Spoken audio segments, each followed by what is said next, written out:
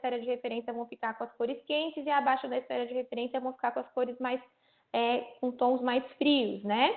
O que acontece é que nos estudos da elevação, o grupo Dr. Michael Belling optou por achar ao redor do ponto mais fino uma região que, na opinião dele, se ele excluísse, ele conseguia, excluindo essa região mais prolada a princípio, fazer uma nova esfera de referência que ele chamou de enhanced. Essa nova esfera de referência, que é bem nessa região de 3,5 ou 4 milímetros ao redor desse ponto, tá bom? Então, mostrando bem aqui, ó, onde ele excluiu, essa nova esfera de referência, que é essa laranjinha que acabou de chegar aqui, ela é mais plana, tá? Essa esfera de referência, então, quando comparada, né, essa é a mesma córnea, mas quando a gente compara, tá?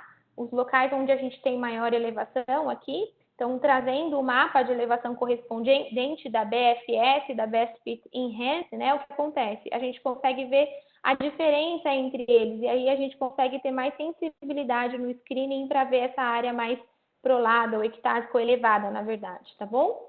Por outro lado, ainda dentro do Belling-Ambrose Display, a segunda metade aqui, temos os estudos do grupo do Dr. Renato, em que eles bolaram uma análise da paquimetria de uma maneira muito interessante, em que ao redor do ponto mais fino também foram analisados 22 círculos concêntricos, e índices como o Artmax, que é a relação do ponto mais fino com a média da progressão paquimétrica máxima, tá? Mostraram-se muito sensíveis para o screening de ectasia, que está aqui nessa localização, e ainda assim também a progressão paquimétrica, que gera, né, os gráficos que a gente está habituado a olhar como se fosse um engrossamento da córnea, ou seja, na córnea no centro, quando ela é muito mais fina em comparação à periferia, isso também é suspeito, e essa progressão paquimétrica aumentada também é sugestivo de doença. E para finalizar esse display, né, uma análise de regressão foi avaliada com todas essas informações, comparando essas informações dentro de uma população e gerando o BED final, né, que, na verdade, quando ele vier já com uma cor alterada, já é sugestivo de uma córnea alterada, de uma córnea com alteração. Depois disso, além de você ver o Belling-Ambrose Display, que na minha opinião é genial no sentido de utilizar a informação da elevação e da paquimetria, que são as grandes coisas que trouxeram de vantagem em relação à topografia, quando a gente fala em tomografia, né? Eu quis chamar a atenção para vocês também uma coisa que eu acho sensacional, como eu trabalho muito com ceratocone já um pouco mais avançado, com ceratocone em progressão, o ABCD Keratoconus Staging and Progression Display, que é do Dr. Michael Belling também, tá? Em que ele, justamente aquela zona de exclusão que a gente conversou há pouco, tá bom? Ele usa essa informação dessa zona de exclusão para classificar o ceratocone e para avaliar a progressão ao redor do tempo. Esse é um display, tá bom? Que mostra essa progressão. Também não temos tempo de explicar aqui hoje, mas no futuro, quem sabe o Henrique falou que vamos ter mais webinars, a gente entra nele, que é sensacional. Outro display que, na minha opinião, é fantástico por trazer muita informação é o Holiday Report, do Dr. Jack Holiday, em que, para screening de refrativa, na minha opinião, ele é muito bom, e também no meu caso, que trabalha com fórmula biométrica, ele traz muita informação em relação a análise de Zernick, entre outros, dentro do exame do paciente, mas basicamente nessa primeira combinação de telas, a gente tem um mapa de curvatura axial junto com o tangencial. O mapa tangencial a gente sabe que é muito bom para avaliar a periferia e ressaltar alterações e anormalidades da superfície anterior da córnea. Na minha opinião, isso ajuda a confirmar diagnóstico, tá? Bater o martelo do que de fato o paciente tem. Além disso, quando a gente sobe nessa parte aqui, né, temos o EKR, que como eu disse, também merece uma aula só para ele, que é uma medida ceratométrica muito interessante no sentido de usar Ray Tracing e depois recorrigir para 13375, tá? Mas a gente fala isso de uma outra vez. Em relação a dados que esse display traz, eu chamo a atenção aqui para o cirurgião refrativo, o fator raio, tá? Que é esse aqui de baixo, que está no box vermelhinho, que mostra se essa é uma córnea alterada, se já fez uma cirurgia miópica ou hipermetrópica, tá bom? E o RMS do High Order, que seria, na verdade, uma tradução de aberração de alta ordem, mostrando se de fato aquela córnea tem muita irregularidade, o que é sugestivo, às vezes, de repente, de uma assimetria significativa e pode, por exemplo, ou guiar a gente para um tratamento personalizado, eventualmente, se for uma córnea que pode ser tratada refrativamente ou contraindicar eventualmente um procedimento, tá? Continuando no Holoday Report, uma coisa que eu gosto muito é uma outra maneira de ver o mapa paquimétrico, que é a paquimetria relativa, em que também é comparado ponto a ponto com um grupo de uma população normal, tá? O quanto essa córnea, por exemplo, é alterada. Aqui é uma córnea que foi feito um tratamento refrativo miópico central e a gente percebe que ela é 10% mais fina do que deveria no ponto mais fino. Eu acho muito interessante analisar a paquimetria desse jeito. Eu estou acabando, já sei que eu já passei um pouquinho do tempo, mas aqui é muita coisa. Em relação à elevação, tá bom? Como eu disse, a gente é muito habituado a ver Best Fit Sphere, mas nada impede a gente de avançar um pouquinho e pensar na esfera de referência como uma esfera ou uma esfera tórica, né, que seria a elipsoide tórica.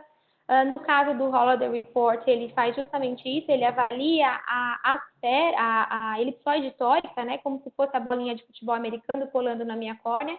E, na minha opinião, também é bem sensível para screening de ectasia, porque, às vezes, quando é uma córnea com astigmatismo, aquele padrão em ponte da BFS, às vezes, confunde a gente e a elipsoide, às vezes, ajuda a gente a ver uma elevação um pouco mais pronunciada em algum ponto, tá?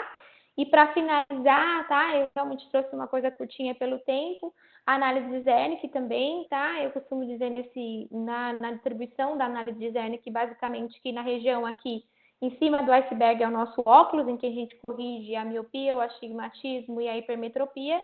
E embaixo, que a gente não consegue ver a aberração de alta ordem, mas o tomógrafo ele consegue fazer isso, porque ele analisa, tá bom? A aberração total da córnea, da superfície anterior e da posterior. E as informações que ele traz são muito importantes para várias decisões dentro da área de cirurgia refrativa, implante de anel, implante de lente asférica.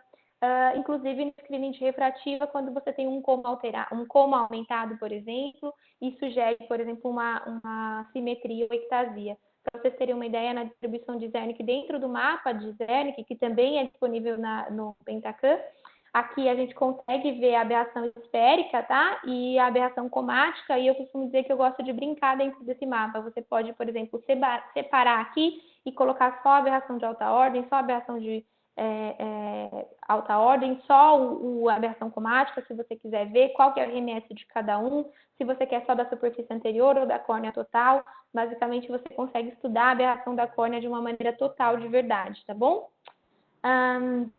Desculpa pela velocidade, mas é pensando no tempo e na qualidade dos outros palestrantes que vêm à minha frente também. Quem quiser entrar em contato, eventualmente tirar alguma dúvida, mostrar algum caso.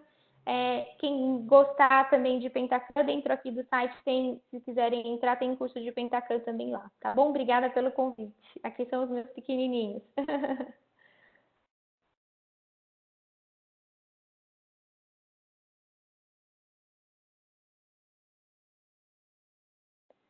Eu não sei. Stop sharing.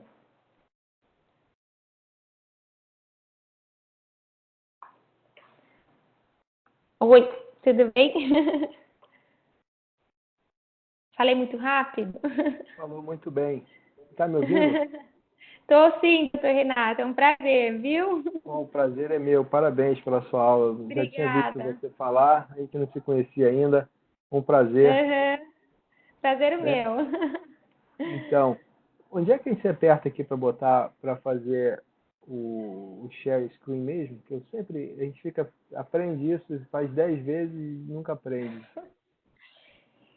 Eu vou ver o meu ainda está share my screen. Eu parei de compartilhar a minha tela. Agora eu acho Mas que eu a tenho aqui os moderadora. botõezinhos. Como é que eu faço? Eu tenho que Lá share em cima eu file. tenho share. O my screen está inabilitado? Eu tô vendo o Henrico, tô vendo você. E aqui embaixo eu tenho os botões. Tem o microfone, tem o vídeo, tem um que é uma setinha que eu acho que é para share content, que é para share file ou então new whiteboard. Quando Eu acho que a Cíntia precisa compartilhar. Como ela é administradora, ela precisa compartilhar agora. Cíntia, você pode fazer isso para o Dr. Renato? Pode continuar? Gente, eu preciso fazer alguma coisa, porque no Zoom eu só parei de compartilhar. Eu não sei se eu preciso fazer alguma coisa para o Dr. Renato poder falar. Vou tentar colocar ele também, igual eu fiz com você, aí você tenta colocar, doutor Renato. Conseguiu botar o Pablo? O Pablo tá aí? Ainda não, tô entrando no computador dele aqui. Ah, entendi.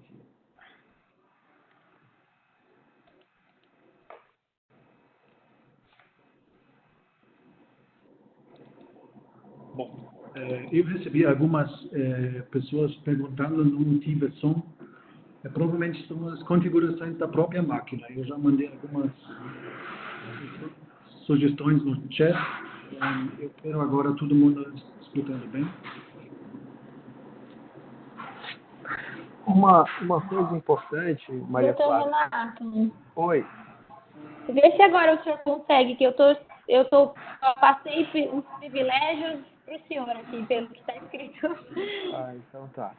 Ah, agora Eu acho que deve conseguir, eu acho que eu precisava também parar aqui sair como panelista para conseguir. vocês estão vendo o meu computador? Minha tela? Perfeito. Sim. Então, Perfeito. Então, ótimo. Então, essa aula, Maria, foi excelente. Eu acho que a gente está fazendo uma experiência de fazer um webinar aqui no Brasil. A gente está fazendo bastante webinar. Tem tido bastante webinar. E eu sempre falo que é um privilégio, um prazer, uma honra trabalhar com a Ocus já há mais de 10 anos, acho que há mais de 15 anos. A gente trabalha com um grupo de estudos aqui no Rio de Janeiro, em Portugal, a nível nacional com o João Marcelo Lira, vários colegas da Unifesp também. E eu acho que uma das coisas que vale a pena a gente pensar é que quando você pensa em ectasia, a gente tem duas possibilidades de ter ectasia. Uma, se você faz uma cirurgia que tem um impacto muito grande para enfraquecer a córnea, e outra, se você faz a cirurgia numa córnea que já é fraca. E essas duas possibilidades foram, vamos dizer assim, contempladas nas primeiras publicações de ectasia do Seiler, ainda em 98. E uma das primeiras coisas que a gente aprende em cirurgia refrativa é que tem que fazer o screening pré-operatório para fazer um planejamento, para fazer uma avaliação bem feita. E no caso da cirurgia refrativa, você tem a questão do ceratocone. E um dos aspectos mais importantes é o que você está tentando detectar e o quanto você pode enfraquecer a córnea. E nessa situação a gente tem uma evolução muito grande. O Brad Randleman fez um trabalho fantástico em 2008, nessa época ele publicou, mas isso começou na época que eu estava lá nos Estados Unidos no Fellow, né, em 2000, 2001, 2002, que a gente tem o padrão topográfico como fator de risco mais importante. E aqui ele coloca um abnormal ou FFKC. FFKC é Form Fruit Keratoconus. E talvez aqui esteja o maior problema que a gente precisa eventualmente quebrar esse paradigma de entender que forma frouxa de ceratocone seria um padrão topográfico ou tomográfico ou o que quer que seja. Realmente a gente precisa entender que a idade entrou no fator de risco por causa justamente da questão da biomecânica. A idade é um surrogate, é um substituto da biomecânica. Então, quando você fala em ectasia, você tem que entender que qualquer córnea pode desenvolver ectasia, isso dependendo do impacto da cirurgia e do hábito de coçar os olhos. E coçar os olhos faz mal, essa é uma das mensagens mais importantes, mas não a única mensagem que a gente tem da campanha Violet 1, que a Cíntia me ajuda tanto a propagar ela, uma campanha que começou aqui no Rio há 2 anos, e a gente está indo para o 3º ano, e ela já está internacional, e eu acho que esse ano, Junho Violeta, eu já imaginava que seria especial por causa do 2020, mas talvez seja ainda mais especial, porque junho deve ser o mês que a gente vai estar começando a voltar a uma vida relativamente mais normal, depois dessa complexa situação da pandemia do vírus, do coronavírus, do novo coronavírus chinês. Então, a grande pergunta, quando você pensa em susceptibilidade, é como caracterizar isso. E a topografia é importante, a topografia é sensível para detectar a normalidade em pacientes com 20/20 de visão. O olho contralateral desse paciente ele se mostra numa possibilidade de expandir além da topografia. Muita gente fala em lateralidade, a gente vai citar sobre isso. E esse caso é um caso emblemático de um paciente que faz a cirurgia, tem uma ectasia, mesmo com flap fino, leite residual relativamente bastante, vamos dizer assim, generoso, um PTA abaixo, e o paciente tem uma ectasia sem explicação. Esse caso ele serviu para um gatilho do estudo que foi muito bem citado pela doutora Maria Flávia, que é justamente a importância de você entender a variabilidade subjetiva da classificação dos mapas topográficos. Esse é o caso número 6, e esse caso, quando você vê a classificação de experts nas duas, usando os critérios do Randleman, e nas duas, vamos dizer assim, escalas, você tem uma variabilidade muito grande. Mas se a gente colocasse isso em votação, a gente teria a moda, que seria o número que mais aparece nas classificações, 0. Mas variou de 0 a 3 na escala dos Civic Wise e passou de 0 para 4 na escala de 0.5, que a gente chama a escala de Holiday. Essa escala de Holiday, para quem gostava muito do ICES, eu até brinco com o Wallace Chamon, é a escala de Chamon, porque há muitos anos, quando a gente começou a trabalhar com Pentacan, ele falava, cadê essa escala não é boa? E essa escala é justamente a escala do ICES, e quem tem conhecimento da topografia desde o início identifica muito bem. Mas o que a gente quer diagnosticar não é exatamente ceratocone. A gente quer diagnosticar o que eu chamo de susceptibilidade para a ectasia. E é por isso que a gente tem que ir além. A gente tem que ir além da topografia. Eu lembro quando a gente começou a falar em tomografia, muita gente relativamente, você está querendo inventar uma nova designação. A gente tem a topografia que já é bastante consagrada no nosso meio, mas a tomografia é realmente a melhor forma de você designar. E você precisa de entender que a tomografia, quando analisada de uma forma mais, vamos dizer assim, objetiva, você tem índices que identificam a susceptibilidade. Esses são os índices que, lá para 2011, 2012, a gente considerava os índices mais importantes e, eventualmente, eram os melhores que a gente tinha, porque eram os únicos que a gente tinha, mas isso continuou evoluindo. Da mesma forma que você aumenta a sensibilidade, aumentar a especificidade é fundamental, porque a gente faz cirurgia refrativa e quer beneficiar os pacientes que podem realmente se beneficiar dessa cirurgia que é maravilhosa. Então, essa paciente não é uma paciente minha, ela fez a cirurgia também em 2008 com flap fino e está estável até hoje. Eu converso com o cirurgião que fez a cirurgia, esses pacientes são de um coorte internacional de casos que a gente tem acumulado nos últimos quase 20 anos, e esses pacientes, eles servem para ensinar a gente. Essa paciente fez o LASIK e no pré-operatório, isso retrospectivamente você calcula, porque na época, em 2008, não tinha ainda o display apareceu em 2009, com BAD-D entrando em 2010, 2011, e você entende que você precisa aumentar a sensibilidade e a especificidade quando você vê esse estudo com mais de 300 mil olhos operados pelo Steve Schallhorn. Você tem casos de pessoas que têm o que ele chama de FFKC na avaliação tomográfica com estabilidade, aqui mais de 4 anos de estabilidade, e casos que tem tudo relativamente aparecendo como normal, que tem uma ectasia acontecendo sem explicação. Então, o que a gente fala que é forma frouxa de ceratocone, eu diria que objetivamente não existe consenso. Eu tentei fazer esse consenso na América do Sul, eu tentei propor um consenso sobre o que é forma frouxa de ceratocone com literatura em Chicago, em 2015, mas não existe consenso. E em 2009 eu propus a ideia de você falar que a forma frouxa de ceratocone seria um paciente com alta susceptibilidade para ter ectasia.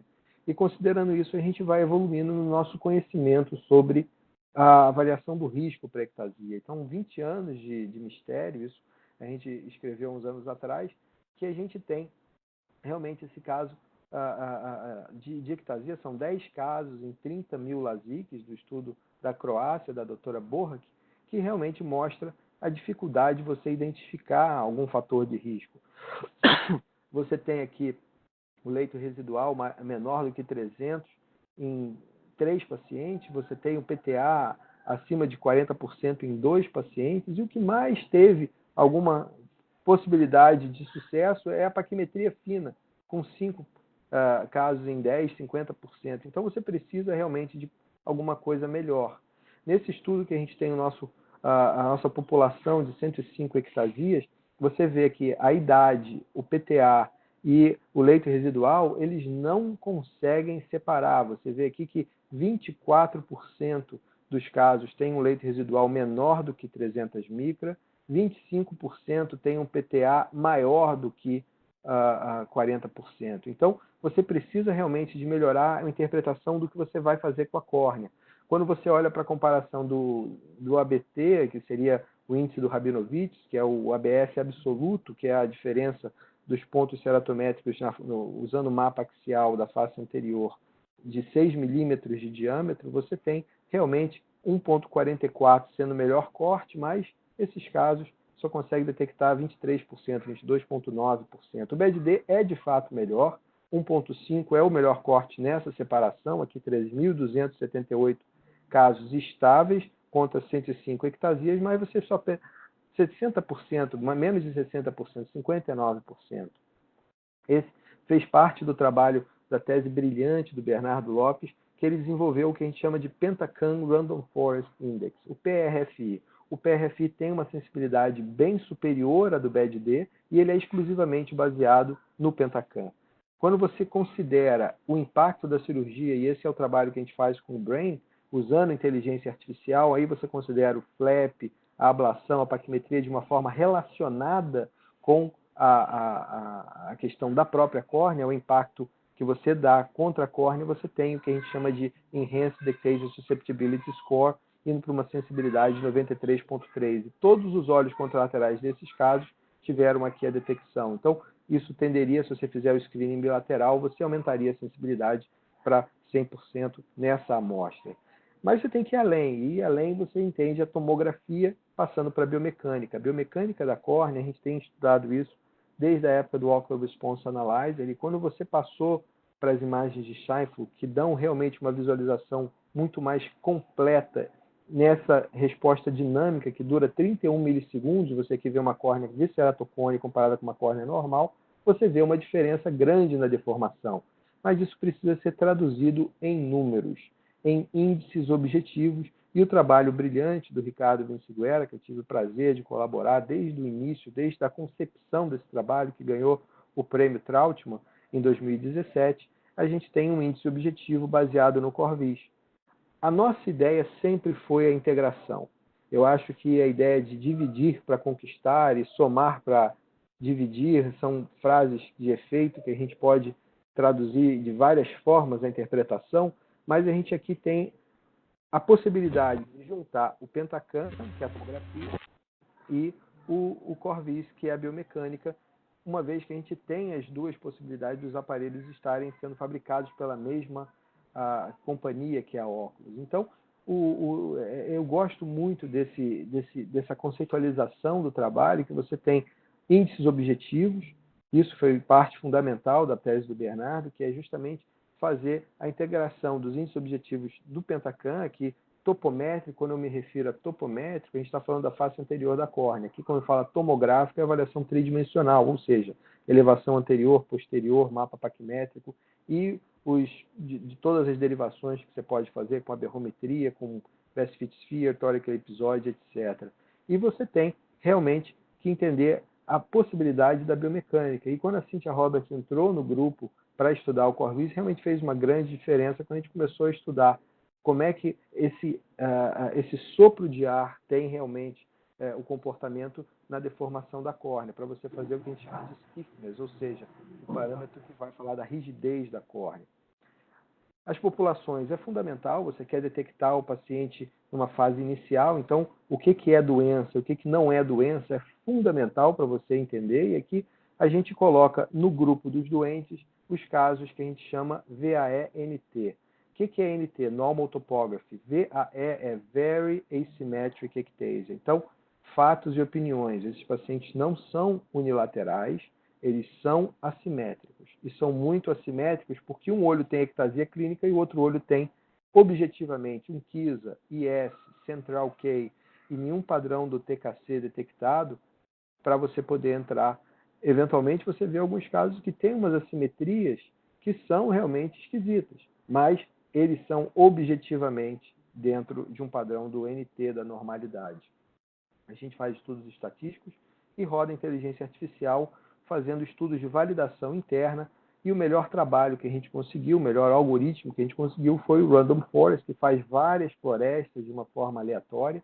Isso vai evoluindo. Hoje você tem o XGBoost, que faz uma variação mais robusta do que o próprio Random Forest, que a gente está usando hoje em dia, mas usando o Livonaut a gente conseguiu o TBI. O TBI, então, é o Tomography and Biomechanical Index, é o que a gente chama de um surrogate, de epitomizar, de substituir a resposta inerente da córnea para dar a susceptibilidade. Se você olhar na amostra a separação para casos clínicos de ceratocone e aqui o olho ectásico desses pacientes, aqui você tem 72 contra 94, porque desses pacientes, alguns, você tem a cirurgia que já tinha sido realizada. E esse paciente não entrou na amostra para fazer o estudo do VAE-E. Aqui é um olho randomicamente selecionado de 204 ceratocones e aqui um olho randomicamente selecionado de 480 normais da minha clínica e da clínica do Vince Guerra. Esse trabalho foi feito de forma multicêntrica. É importante você fazer validação externa. A validação externa ela precisa ser feita. Então, a gente começou a fazer coleta de arquivo 12. A gente fala muito em arquivo 12 na óculos, porque são os arquivos que têm a capacidade de trazer todas as informações dos exames. Isso serve para, desde o queratografia, o exame de campo visual, o próprio exame da lâmpada de Fenda no Imagican, você tem como criar arquivos U12, que transfere os arquivos para você poder fazer as análises da forma mais detalhada possível. E no caso do Pentacan e do Corvid, isso é fundamental para a gente ir na raw data, no dado essencial do aparelho, para você fazer as análises. E aqui você vê a amostra, que foram várias publicações que seguiram, essa foi do grupo da Prema da Índia, de Chennai, e a gente vê alguns casos interessantes. Esse caso aqui é um caso que ela chamou de um ceratocone. Olha só, é um TBI baixo, mas, olha só, você vê uma situação e você fala, pô, será que esse caso é ceratocone? Mas a gente tem que respeitar o critério de inclusão e esse paciente traz para a gente uma oportunidade de fazer uma revisão até nos nossos próprios critérios de inclusão. A gente fez uma avaliação dos nossos casos no Rio de Janeiro, dos exames feitos nos pacientes depois que o TBI tinha sido feito, e a gente conseguiu uma amostra rapidamente de 59 VAE, que você pode comparar com 312 normais. E você pode eventualmente validar.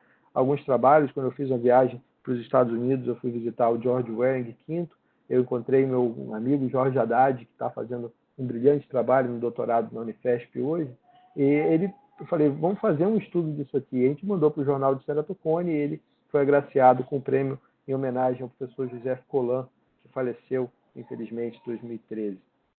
E a gente foi vendo casos anedóticos. Esse paciente veio primeira gêmea, que tinha um olho altamente assimétrico, você vê uma topografia normal, e ela tinha uma gêmea idêntica. E eu falei, eu preciso fazer o exame na sua irmã. E a gente fez os exames da forma mais completa possível. Aqui você vê a topografia de plástico, aqui a avaliação topométrica do Scheinfeld, praticamente igual os achados. Se você fizer 3 topografias de plástico, eu desafio você que a repetibilidade vai ser praticamente igual à variação entre o plástico e o Scheinfeld do Pentacan, que você vai ter um TBI alterado nos 4 olhos. Então aqui você tem 4 olhos com a mesma genética, isso a gente não vai discutir. Na verdade, a gente mandou esse caso para fazer a avaliação no grupo de estudo genético da Avelino, e eles fizeram uma avaliação bastante extensa, realmente são alguns gigas de informação, e concluíram que elas são realmente gêmeas idênticas. Isso eles conseguiram concluir, mas a gente ainda não sabe interpretar quais são os genes que ligam à questão da suscetibilidade genética do ceratocone. Mas você tem aqui um TBI alterado nos 4 olhos, e essa gêmea, ela fala que não coçava o olho, enquanto que essa outra gêmea coçava os olhos. Isso é muito importante. A questão da unilateralidade, ela se mostra nesse caso, um paciente que se apresentou com uma assimetria grande, fez o anel com excelente resultado, o anel com laser de femtosegundo, muitas vezes você consegue esse resultado, um astigmatismo para 0,2, ele foi transferido para Londres e eu consegui que ele fizesse o acompanhamento com o Dan Mainstein, mais ou menos com 2 anos de cirurgia, tudo normal, o Artemis com epitélio normal, o Damian Gatinel, que tem um trabalho fantástico, que ele faz o score, que é mais ou menos a progressão paquimétrica e os índices objetivos da elevação da curvatura para você poder usar o Orbiscan. E ele viu que era normal nessa situação e tudo normal, inclusive o TBI também. Então, unilateralidade no ceratocone é equivocada, mas unilateralidade pode acontecer em ectasia. Isso é muito importante.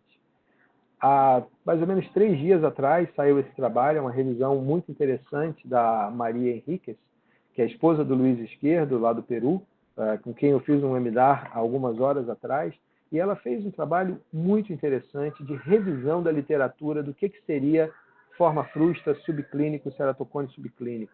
E realmente não existe uma concordância, existe uma grande variabilidade, vários critérios, isso varia muito de estudo para estudo e realmente uma necessidade de evolução.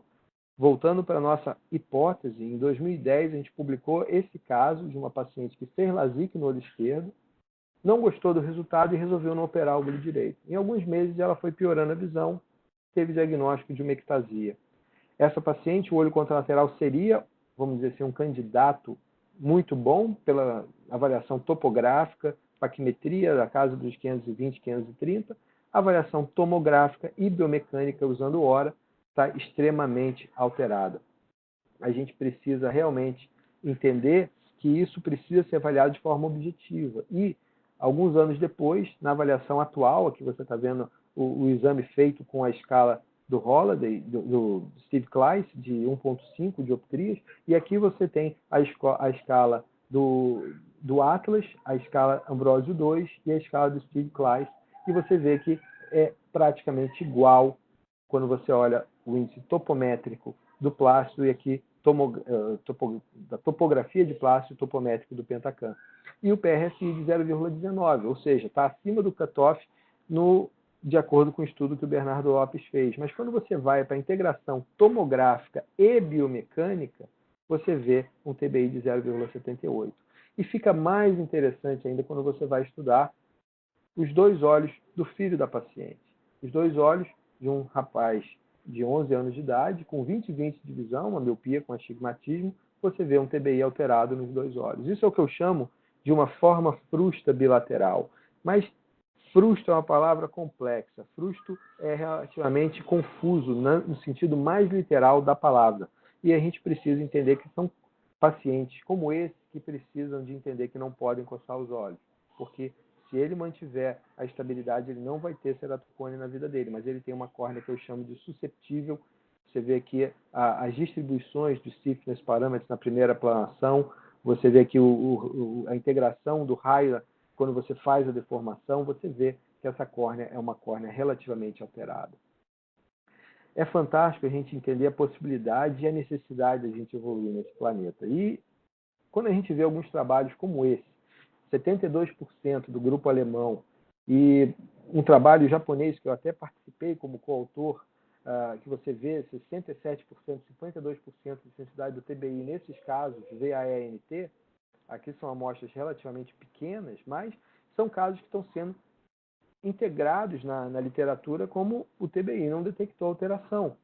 Você fala em 90% de pacientes alterados, aqui você está falando de 50% de pacientes alterados. E a gente pode pegar esses dados, eu não chamo isso exatamente de um Big Data, é um Bigger Data, mas é um Bigger Data que é realmente bastante expressivo. E você vê que o TBI, esses primeiros casos, tinha uma sensibilidade muito maior e agora a sensibilidade caiu para casa dos 80%.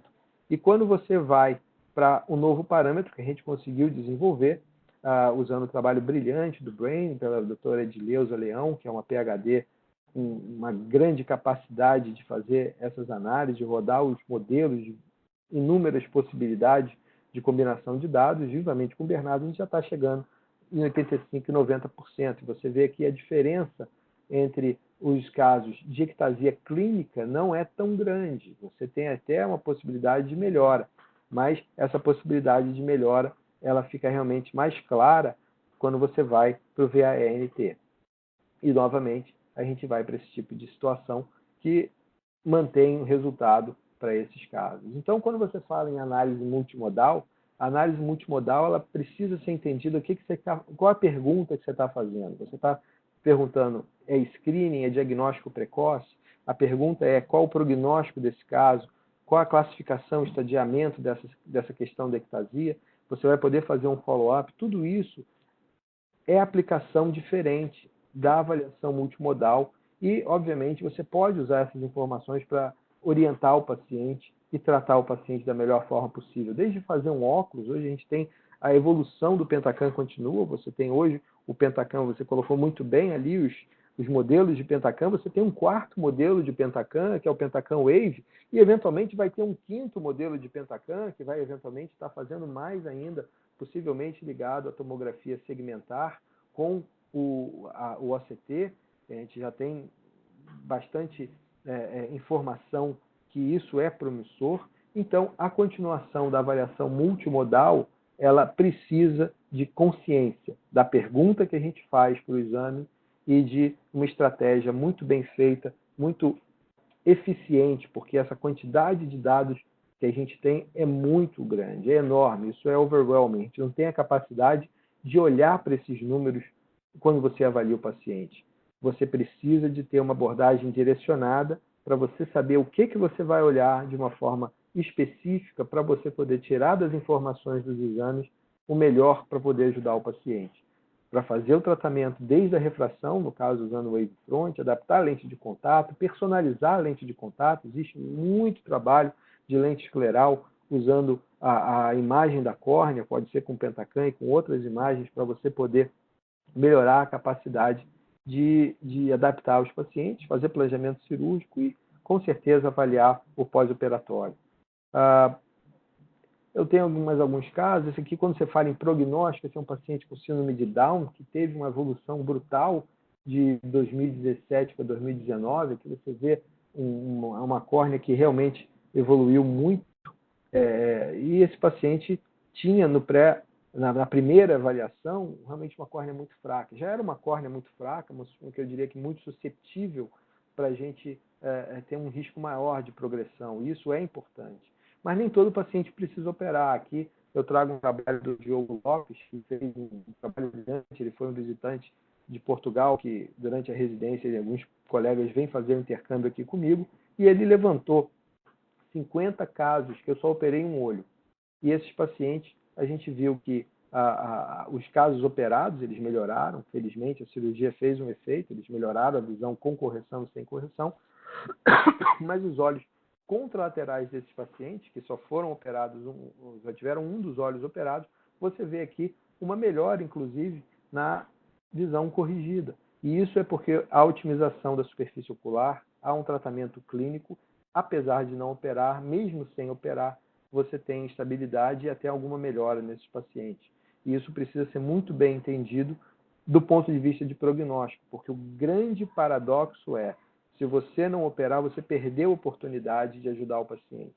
Como aquele paciente de síndrome de Down, realmente já era difícil ter um resultado bom com uma cirurgia alternativa ao transplante, seja anel e crosslink, mas agora fica praticamente nula a chance, ele precisa de um transplante. Isso precisa ser muito bem entendido. Então, quando você pensa que a imagem multimodal ela está aqui para ficar e vai cada vez poder fazer mais parte do nosso armamentário, a gente vai ver aparelhos integrados como com multifuncionais, você tem topografia, tomografia, avaliação biomecânica junto, você tem inteligência artificial que vai sempre estar do nosso lado para ajudar, mas sem tirar a nossa capacidade de médico. A gente é médico e precisa de fazer o julgamento clínico. A gente não vai ser substituído por robô. Eu acredito que a tecnologia está aqui para ajudar. E a gente tem que ser bastante sereno, bastante sábio para poder usar a tecnologia para o nosso lado. Não para substituir a gente para modelos de negócio capitalista, para tirar o médico de circulação, fazer um programa e ficar explorando a saúde de uma forma extremamente predatória. Isso deveria ser considerado um crime, mas, infelizmente, é o que tem sido visto. Os interesses das pessoas para utilizar a tecnologia para fins capitalistas em vez de ser fins de melhorar. Nosso objetivo tem que ser ajudar o paciente, fazer o melhor pelo paciente, usando essa tecnologia maravilhosa que a gente tem.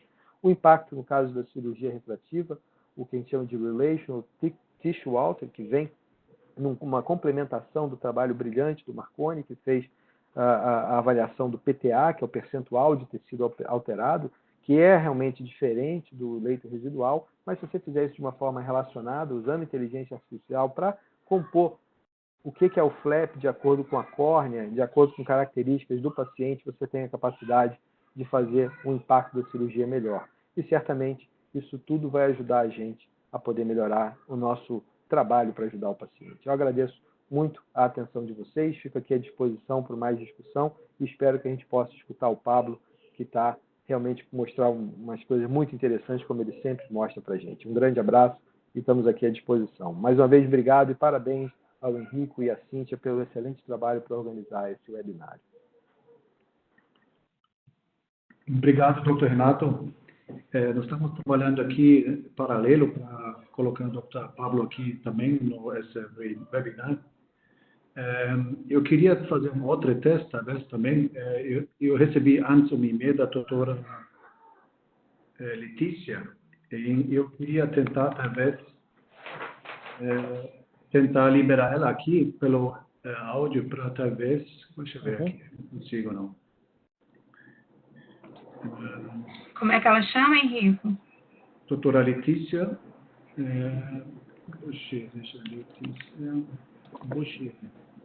Ela mandou esse caso para discutir aqui no conjunto. Eu queria, todos somos 137 participantes. O Dr. Pablo agora não está mais aqui na nossa lista. Você consigo? Gente. Posso tentar ativar ela aqui. Vamos lá. Ela está aí. Aí, entrou. Eu vou fazer o seguinte, então, eu vou dividir a minha tela aqui. O Dr. Renato, você quer, talvez, eu mandei também para você? Eu tô vendo você aqui. Mostra na sua tela, divide a sua tela. Cíntia, você libera para mim? Vou tentar aqui. Doutor Renato? Sim. O senhor está ouvindo? Eu mandei no grupo do WhatsApp, onde o senhor tem que clicar como participante, lá em cima, na parte superior, tem um link escrito participante, tem um ícone. Entendi. E aí tem Assign Privileges to. Aí, como o senhor está como panelista agora principal, o senhor tem que modificar. Se o Pablo estiver online, o senhor acha que consegue passar para ele. Foi assim que eu consegui passar para o senhor. Pode me chamar de você, por favor, a gente tem quase a mesma idade. Eu vi aqui, o Multime, não, tem aqui Reclaim Host. Tem o Participant, aí tem o Assign Privileges to. Aí Attendees e Panelists. Acho que, inclusive... Eu já não tô mais como o host, não.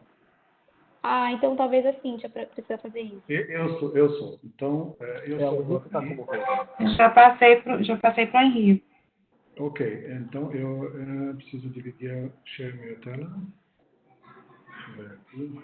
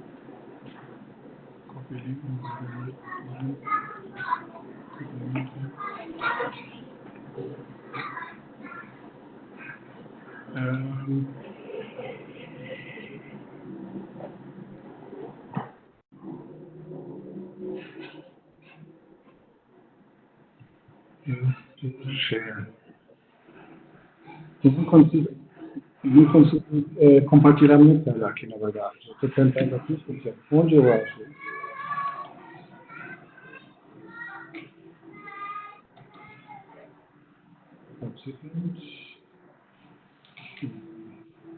Lá no menu, vê se você acha compartilhar a tela. Eu estou aqui, share, tem my screen, está desativado, eu não consigo. Share my screen, ele está em cinza, ele não está ativado.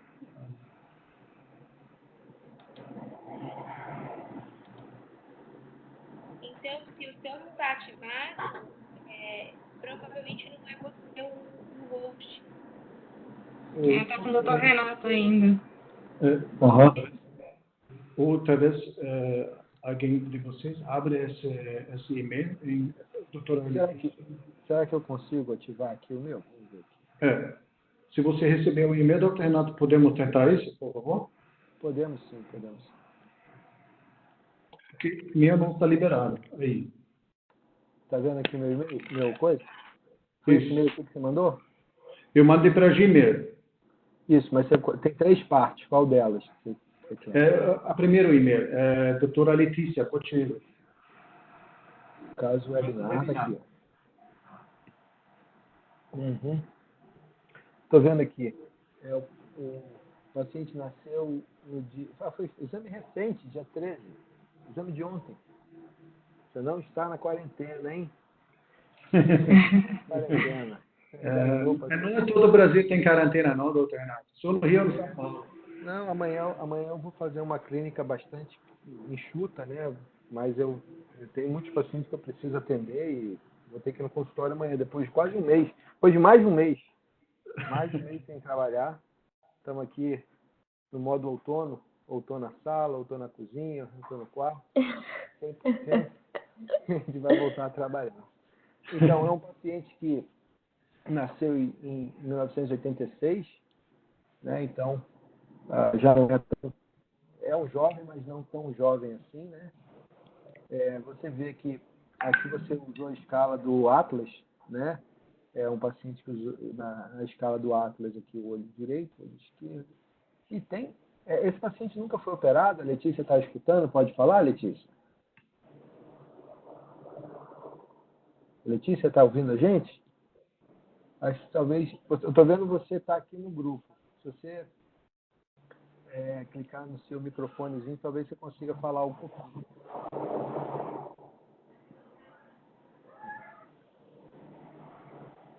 Uma das coisas que chama muita atenção, vamos colocar que esse paciente nunca tenha feito nenhuma cirurgia. É um paciente que tem a córnea relativamente fina, né? Você vê 490 que você tem no olho esquerdo e no olho direito você tem 480. É uma córnea fina com a progressão paquimétrica alterada, um arte relativamente baixo, vamos dizer assim, nos 2 olhos. Aqui ainda fica em branco, mas abaixo de 350. É baixo. Você tem uma córnea curva, 46, na faixa de 46, e com BED-D relativamente alterado. Mas uma coisa interessante é que ele tem um astigmatismo que é bem diferente de um olho para o outro. Esse astigmatismo aqui, você tem uma dioptria com o meridiano mais curvo a 10, ou seja, é um astigmatismo com a regra, é contra a regra. E aqui você tem um astigmatismo com a regra. Você tem o meridiano mais curvo a 102. Então, essa não ortogonalidade, esse enantiomorfismo não preservado, com astigmatismo com a regra no olho esquerdo contra a regra no olho direito, é por si um sinal. Eu diria que esse paciente ele tem alterações. Tem que entender o que está acontecendo. Se esse paciente, por exemplo, um pós-operatório de H-LASIK, isso muda completamente todo o raciocínio que eu estou fazendo. Mas eu acredito que se ele tem algum trauma, algum tipo de cicatriz, muda completamente o raciocínio que eu estou fazendo. Mas considerando que essa córnea nunca tenha sido operada, isso é uma córnea alterada. E por que essa córnea ficou assim, como é que ela ficou assim, já tem várias possibilidades. Mas eu acredito que esse paciente tem uma córnea com uma alteração ectásica leve, frustra, considerando que ele nunca tenha sido operado. Mas é um olho cheio de anormalidades. E isso precisa ser eventualmente acompanhado. Qual a conduta para esse paciente? Tem que ver qual o quadro clínico, qual a queixa. Mas aqui você está dizendo que é um paciente que tem um astigmatismo. Você vê que a nisometropia ela se mostra também entre os olhos. Um dado aqui fundamental é o comprimento axial. Você pode fazer esse comprimento axial com qualquer biômetro de não contato, ou até de contato, se você quiser. Essa nisometropia é importante para você caracterizar esse olho, até para acompanhar. E eu diria que esse paciente não é um candidato para correção visual a laser a princípio nesse momento. Eu faria um acompanhamento dele. Eu falaria para ele não coçar os olhos, trataria a superfície e repetiria esse exame daqui a 6 semanas. é o que eu recomendaria para vocês. Se possível, fazer uma avaliação do Corvus para fazer a integração e ter uma avaliação um pouco mais detalhada. Mas esse paciente eu não faria cirurgia nesse momento, não. É um paciente com muitas alterações e muitos sinais vermelhos, amarelos, que, na minha forma de ver, eu não mexeria na córnea desse paciente, pelo menos nesse momento. Eu acredito que fazer um PRK pode ser seguro num caso como esse. Hoje eu tive um webinário com o Dr. Gustavo Tamayo, que é a pessoa que, na minha forma de entender, que tem mais experiência com ablação de superfície para ceratocone, isso falando de ablação de superfície refrativa sem crosslink. Ele, numa situação como essa, ele cairia nos critérios de Tamayo para você poder fazer a cirurgia. Mas eu acho que esse paciente precisa de ser mais bem avaliado e eu não mexeria em cirurgia lamelar de forma alguma. Smile ou LASIK completamente contraindicado.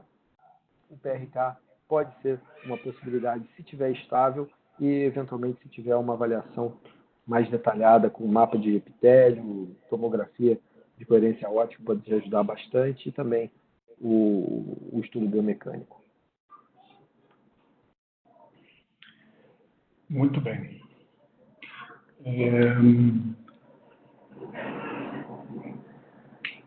Vamos ver o outro caso também, doutor Renato. O outro caso é o caso número, vamos ver aqui, tem aqui a doutora Rosana Hanush. Estou vendo aqui, é um caso, a gente tem aqui um paciente com, vamos ver aqui, vamos abrir, esse está mais difícil de ver os números, né? A apresentação dos casos é muito importante, isso vale a pena a gente sempre falar isso. Você vê que a gente não consegue ver os númerozinhos, né? É até difícil, eu tenho que deduzir qual é a escala que ela usou, eu não consigo ver um número aqui, se essa córnea é 460 ou 480, ver as cores até aqui eu consigo ver que é 75, mas é um paciente que tem um BED-D que é relativamente elevado num dos olhos. Aqui eu estou vendo o BED-D do olho esquerdo. O BED-D do olho direito não veio. Né? Então, é muito comum receber esses casos assim, incompletos, meio perneta. Eu chamo de caso perneta. Você não tem as informações todas e fica tentando deduzir. Mas esse caso eu diria que tem uma chance de fazer um PRK, mas tem que ver a idade, tem que entender melhor sobre o caso. É por isso que o arquivo 12 ele é basicamente o ideal. Mas o JPEG é melhor do que tirar foto do... Isso aqui provavelmente é uma foto do iPhone da tela do computador ou qualquer outro smartphone.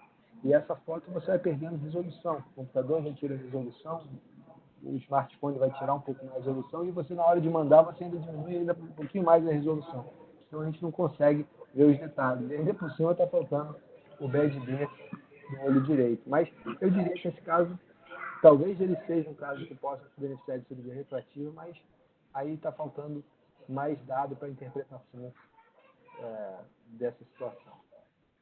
Eu acho que, para forçar o que o Dr. Renato falou, esse arquivo U12, às vezes nós falamos muito desse U12, ele é fácil para passar. Esse arquivo U12 permite qualquer usuário Pentacam importar esse exame e analisar na mesma forma o que esse exame foi feito. Isso é fácil. Simplesmente a pessoa que quer exportar esse exame precisa entrar no banco de dados do paciente, marca o paciente e embaixo está escrito importar, exportar, clica no botão exportar e depois escolhe o drive, são 3 pontinhos. O médico escolhe esse drive onde ele quer salvar esse arquivo U12. Uma vez salvado, ele pode ser enviado por e-mail e qualquer coisa. O importante é esse arquivo só pode ser aberto no Pentacam. O software do Pentacam, ela também pode ser instalado no computador Windows, mas precisa uma chave licença liberada naquele computador. Se esse laptop tem essa licença liberada, o usuário pode também abrir esse exame. Bom, disponibilidade, doutor. Tem problemas técnicos lá. Doutor Renato, não sei, você pode improvisar e falar um pouco de códigos? Eu tenho o Pentacan Day slide aqui, tem um dia inteiro de aula aqui.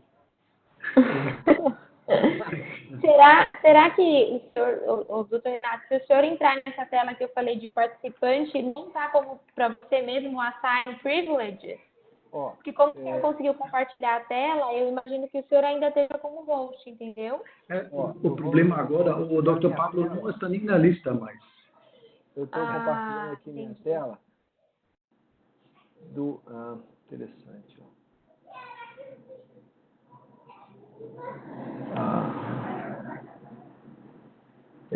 O host, aqui está sem host. Aqui, né? Realmente, eu fiz alguns webinários nessa plataforma e no Zoom. O Zoom é muito mais tranquilo, o Zoom já estou craque nele. Esse aqui eu estou aprendendo. Eu também já fiquei craque no Zoom, achei mais fácil. E eu o Zoom também, mas o Zoom eu tive, por exemplo, aquela semana passada, Renato, tive sempre falha de som, porque o gerenciamento de dados é mais complicado, não sei.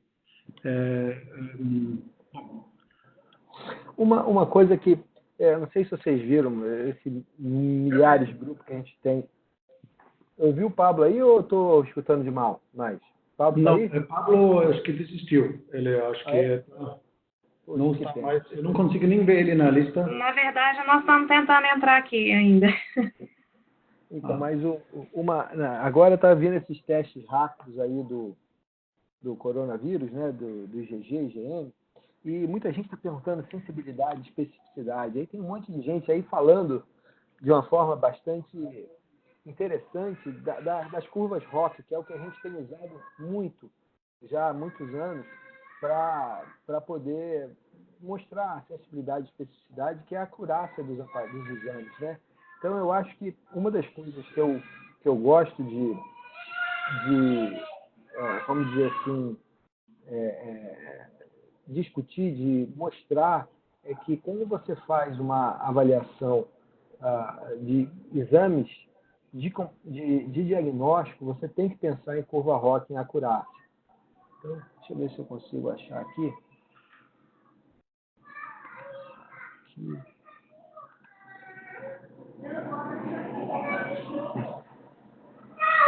Vocês estão vendo a minha tela? Vemos, perfeitamente. Então, estou feliz, ainda temos 111 participantes. Antes de eu chegar lá, eu vou mostrar uma coisa que eu acho muito interessante, que a Flávia mostrou muito bem. Quando você fala em poder de curvatura, né, existe o que a gente está fazendo, o que a gente faz de uma avaliação de topografia de plástico, tomografia de cheque, é basicamente entender o raio de curvatura naquele ponto. E quando você tem o raio de curvatura naquele ponto, você pode fazer esse raio de curvatura de forma instantânea, ou você pode fazer usando um eixo axial. Aí você tem o mapa sagital ou mapa instantâneo ou tangencial. Mas você, quando passa de curvatura para poder, você tem realmente que entender o que ela falou do índice de refração da córnea. Esse índice de refração da córnea, ele foi adaptado desde anos e anos, de Gullstrand, de Javal, que eles pegaram e descontaram a face posterior da córnea, porque a córnea, na face posterior, ela é uma lente negativa, ela é uma lente que, vamos dizer assim, diminui a convergência, que tem uma divergência de raios entre a córnea e o moracoso. Então, existe uma adaptação no índice de refração. Esse índice de refração, quando você fala no índice de refração anterior e posterior, você tem realmente uma adaptação. E quando você faz uma avaliação agora da face anterior e da face posterior, você pode usar o raio da face posterior e você pode considerar o índice de refração real da córnea ou o índice de refração compensado para você tentar ver a questão dióptrica, de convergência da córnea em relação ao poder total da córnea. Mas quando você fala em poder da córnea, vou dar uma travadinha aqui, você tem a possibilidade de usar os índices de refração reais. Então, quando você fala em Ray Tracing, você está falando de raios paralelos, você está botando, como dizer assim, num plano virtual, estão fazendo a convergência aqui e a divergência aqui. Alô? Entrou o Pablo? E essa divergência na face posterior. E aí você tem o poder total da córnea. E esse trabalho do grupo de Frankfurt mostra que, com análise vetorial da face anterior e da face posterior, você vê uma tendência da córnea anterior e da córnea posterior serem relativamente paralelas. Então, se a face anterior é paralela à face posterior, toda aquela engenharia de cálculo óptico para você poder fazer o desconto da face posterior vai funcionar, mas você tem os outliers. E esses outliers, eles estão nessa região aqui, que são os casos que você tem justamente quando o astigmatismo ele não está na regra. Com a regra, você tem 97% de concordância dos eixos, dos meridianos da face anterior e da face posterior. Mas quando você vai para astigmatismo na face anterior oblíquo e astigmatismo contra a regra, você tem realmente uma variabilidade maior. É por isso que você tem que considerar isso no cálculo da lente tórica. Isso é muito importante.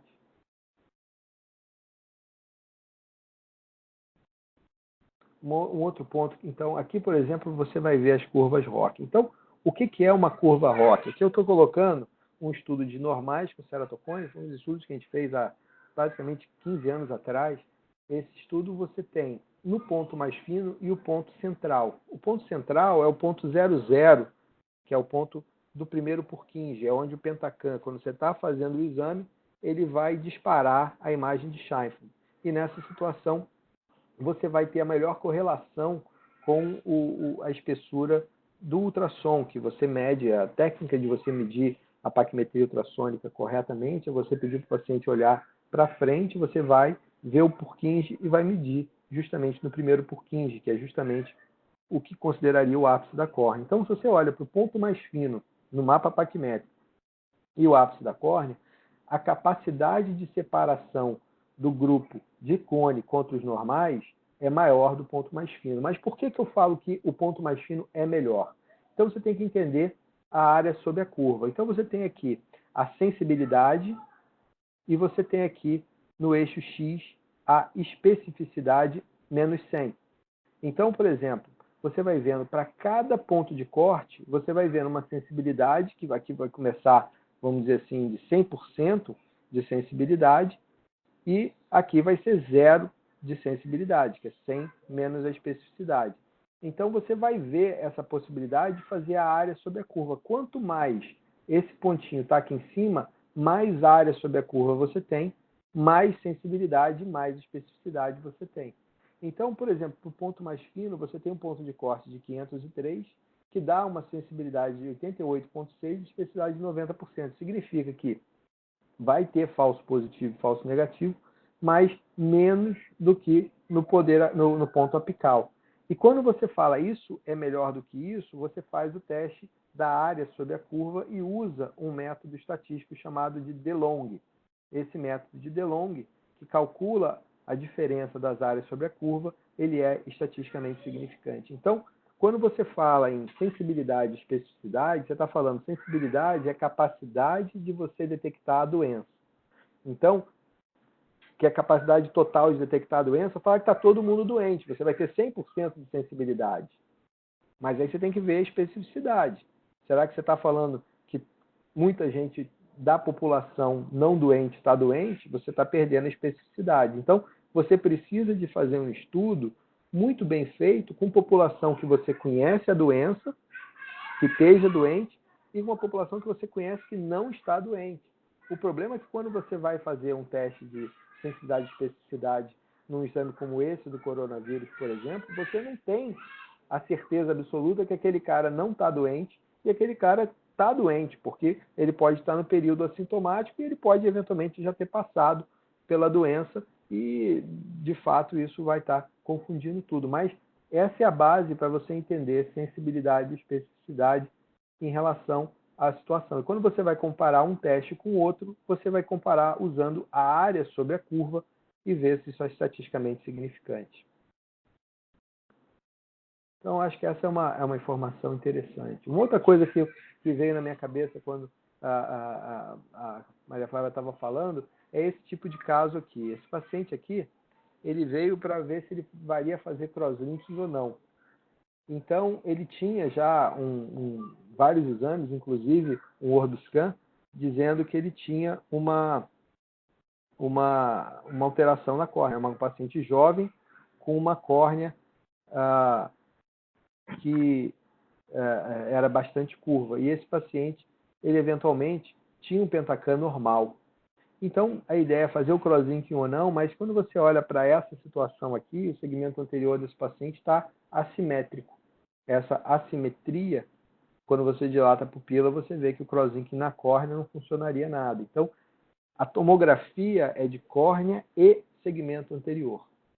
Córnea e segmento anterior. Isso é uma documentação bastante interessante. Outra documentação interessante é para você ver gutata no sinal do camelo, que é a segunda corcova que a gente descreveu há muitos anos, na mesma época que o interessante é que eu descrevi isso no Congresso Europeu e o Jorge Casal também tinha um trabalho que descreveu praticamente a mesma coisa na mesma época do sinal do camelo.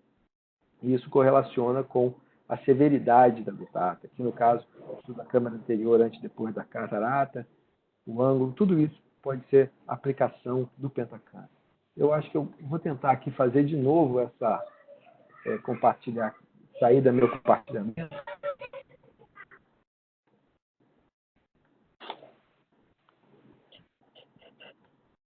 Eu estou vendo aqui, share, stop share. Então, participante, quando eu vejo aqui,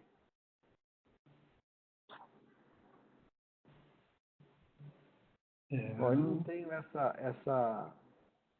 Então, Maria Flávia, eu não tenho aqui assign privilege to. Eu até tenho, mas eu não consigo escrever nada aqui. Será que se eu botar aqui no livro? Não. Agora sou eu apresenta, ok?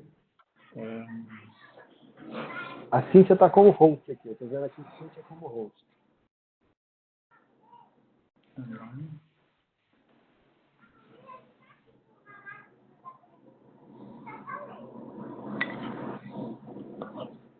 Ok, agora eu sou Alterei aqui para o Henrico, isso. Agora, mas eu não Como sei. host, lá no participant, você consegue colocar o privilege. Eu acho que eu consegui colocar áudio para o Pablo, não sei se ele está conseguindo. O áudio eu estava conseguindo, mas eu não estava conseguindo colocar ele como membro da equipe. É o que estava dando erro. Tem uma função All Panelist Controls. Ok, já ativei isso aqui. Participants. Entry Mind. Vou mandar de novo um link para o Dr. Pablo aqui, Clínica Spot. E mandei de novo. Se ele me escuta. Eu fui enviado.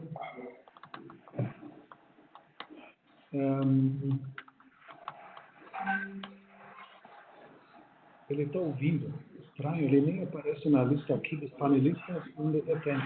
Mas ele está como attendee, ele está como uma participante, precisa transformar ele em panelista. Ah, ok. Vou tentar aqui. Será que tem limite de panelista? Não. Eu consegui. Se consigo unmute all.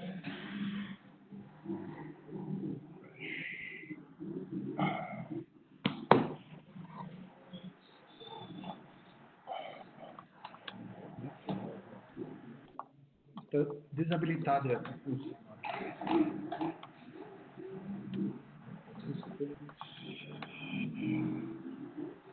Sem privilege. Alguém que está com o poder aí precisa entrar e transformá-lo em panelista. Eu também, a minha tela não me dá essa função. Eu só consegui transferir a função quando eu estava compartilhando a minha tela.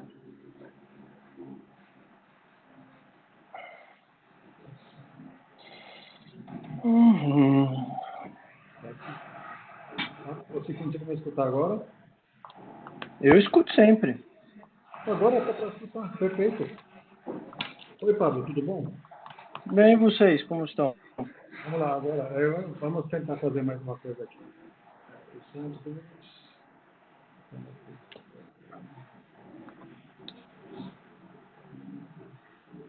Eu consigo fazer isso. Se vocês observarem, eu estou como convidado. Talvez essa seja uma relação. Sim, esse é o problema que está dando, que a gente não Ô, consegue Pablo, colocar. você consegue compartilhar, tem uma tela que chama Share Content. Se você compartilhar a sua aula comigo, de repente, ou mandar para mim, ou para o Dr. Renato, a gente abre a sua aula e a gente vai passando os slides. Isso é uma boa ideia. Olha, É. estou te mandando a aula já. Tá no Keynote? Se vocês quiserem. Eu sou Keynote. A única coisa é que, assim, para mim, eu não estou conseguindo compartilhar minha tela também. Então, eu precisa ter alguém que consiga agora compartilhar a tela. Ou, não sei se o Manda pro Henrique Renato tá já. conseguindo. Então faz.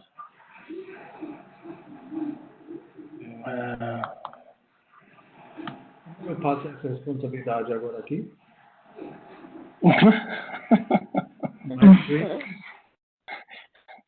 Vou falar, viu? Participante. Eu acho que eu vou fazer o seguinte. Anula meu microfone enquanto eu acerto com a Flávia. Acho que é mais fácil. O que vocês preferem? Só que eu não consigo também compartilhar a minha tela agora. Eu compartilhei a minha tela logo que eu entrei. Então manda pro Dr. Renato. Eu não me importo de passar o slide. O problema é eu conseguir compartilhar também. Talvez se eu entrar de Imagina, novo, lógico. eu possa sair e entrar de Uhum. novo. Desculpa, Deixa eu aqui ver. todos estamos apanhando um pouco. Vamos conseguir. Sim.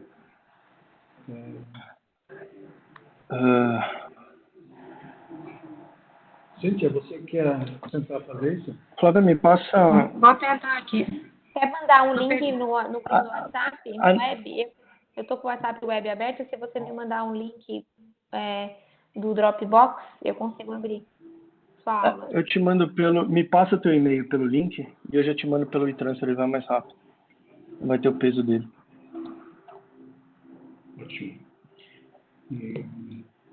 Mas é aquilo que eu falei, eu não consigo compartilhar minha tela, então tem que ser alguém que consiga. Eu vou te passar, Maria Flávia, você como host. Aí você tenta colocar, Compartilhar dividir a tela. tá? Isso.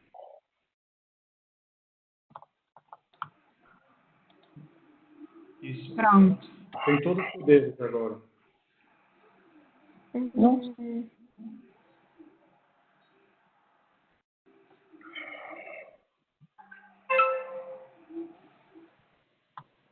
Ótimo. Deixa eu ver.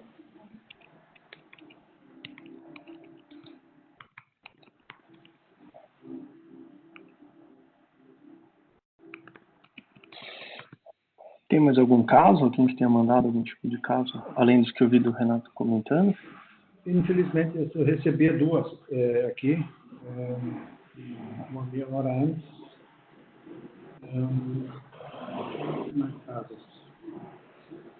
Parece foi muito pouco, Maria Flávia. Você tem mais um caso? Você queria compartilhar aqui com você? Eu tenho alguns casos legais, só que eu preciso conseguir compartilhar minha tela também. Ajuda aí. Sempre a gente tem caso bacana, né? O ruim é.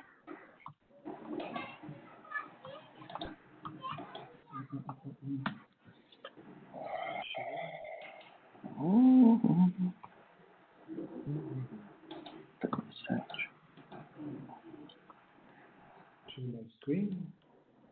Estou indo aqui. Apertura. Flávia já está compartilhando aí contigo. Tá. Conseguiu, doutora Maria Flávia? Então, aquela tela em que eu compartilhei logo da primeira vez, também está bloqueada para mim agora. Onde eu acho isso, doutora Maria Flávia? Share my screen? Não. Share. Eu posso. Link participant.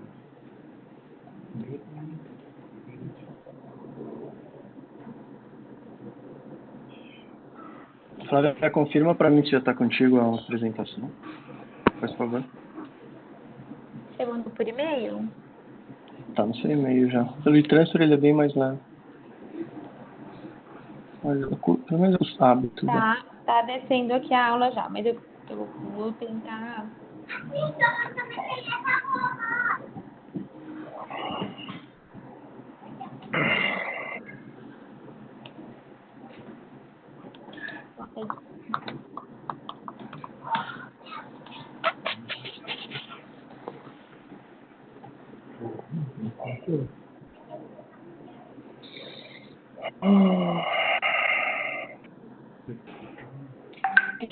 Cíntia, não consegue mesmo? O Share My Screen está bloqueado para mim, tá? O Share My Screen, ele está bloqueado para mim.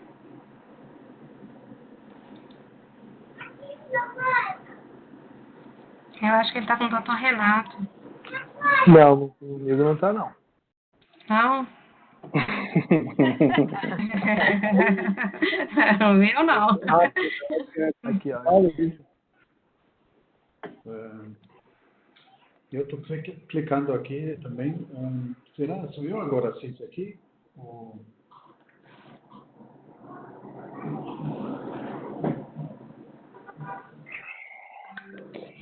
Alguém está provavelmente conseguindo fazer o share, que seria essa daqui. Não estou vendo aqui.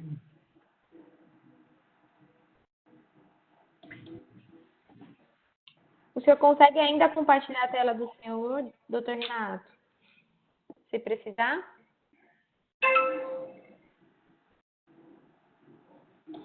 Não estava escutando. Sem áudio, doutor Renato. Ele está Ativar o microfone. Eu estou sem essa possibilidade. Eu tenho aqui share. Henrique, no grupo eu mandei onde que está escrito share my screen. Henrique, consegue share? Share, eu estou aqui, share my screen, file, application. Whiteboard.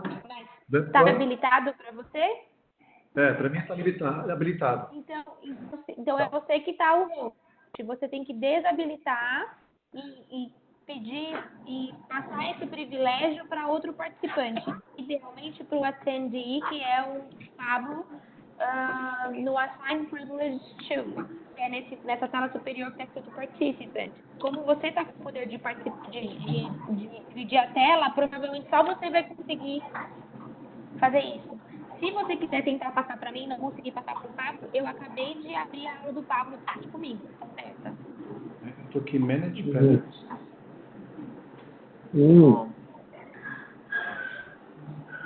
Mas eu não sei o que eu tentei fazer aqui. Vai ali. Henrico, Oi. no Participant, Assign Privileges 2. Aí você pode colocar, como você está com dificuldade de achar o Pablo, você coloca Panelist. E aí você me coloca. É meu não está ativado, está cinza. Deixa eu ver se aqui.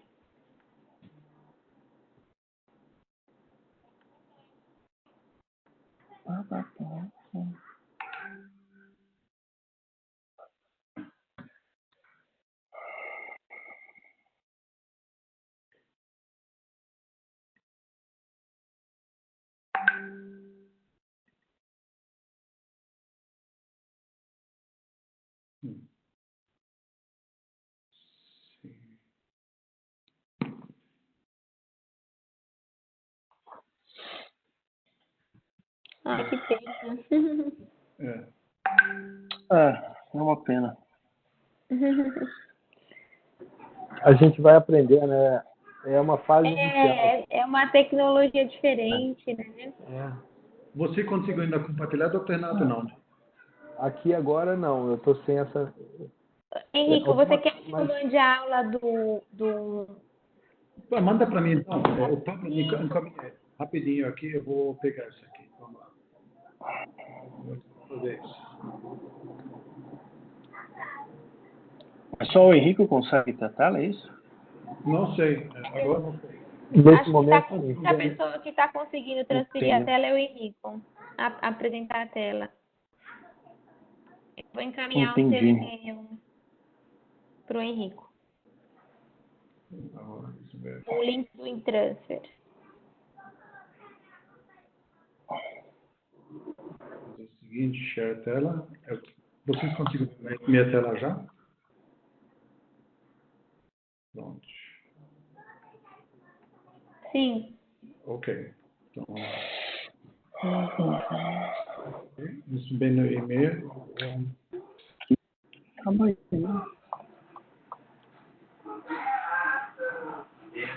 Subido.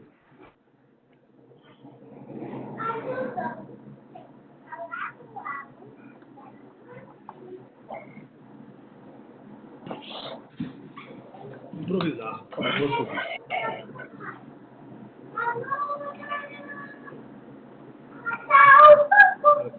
Download o arquivo.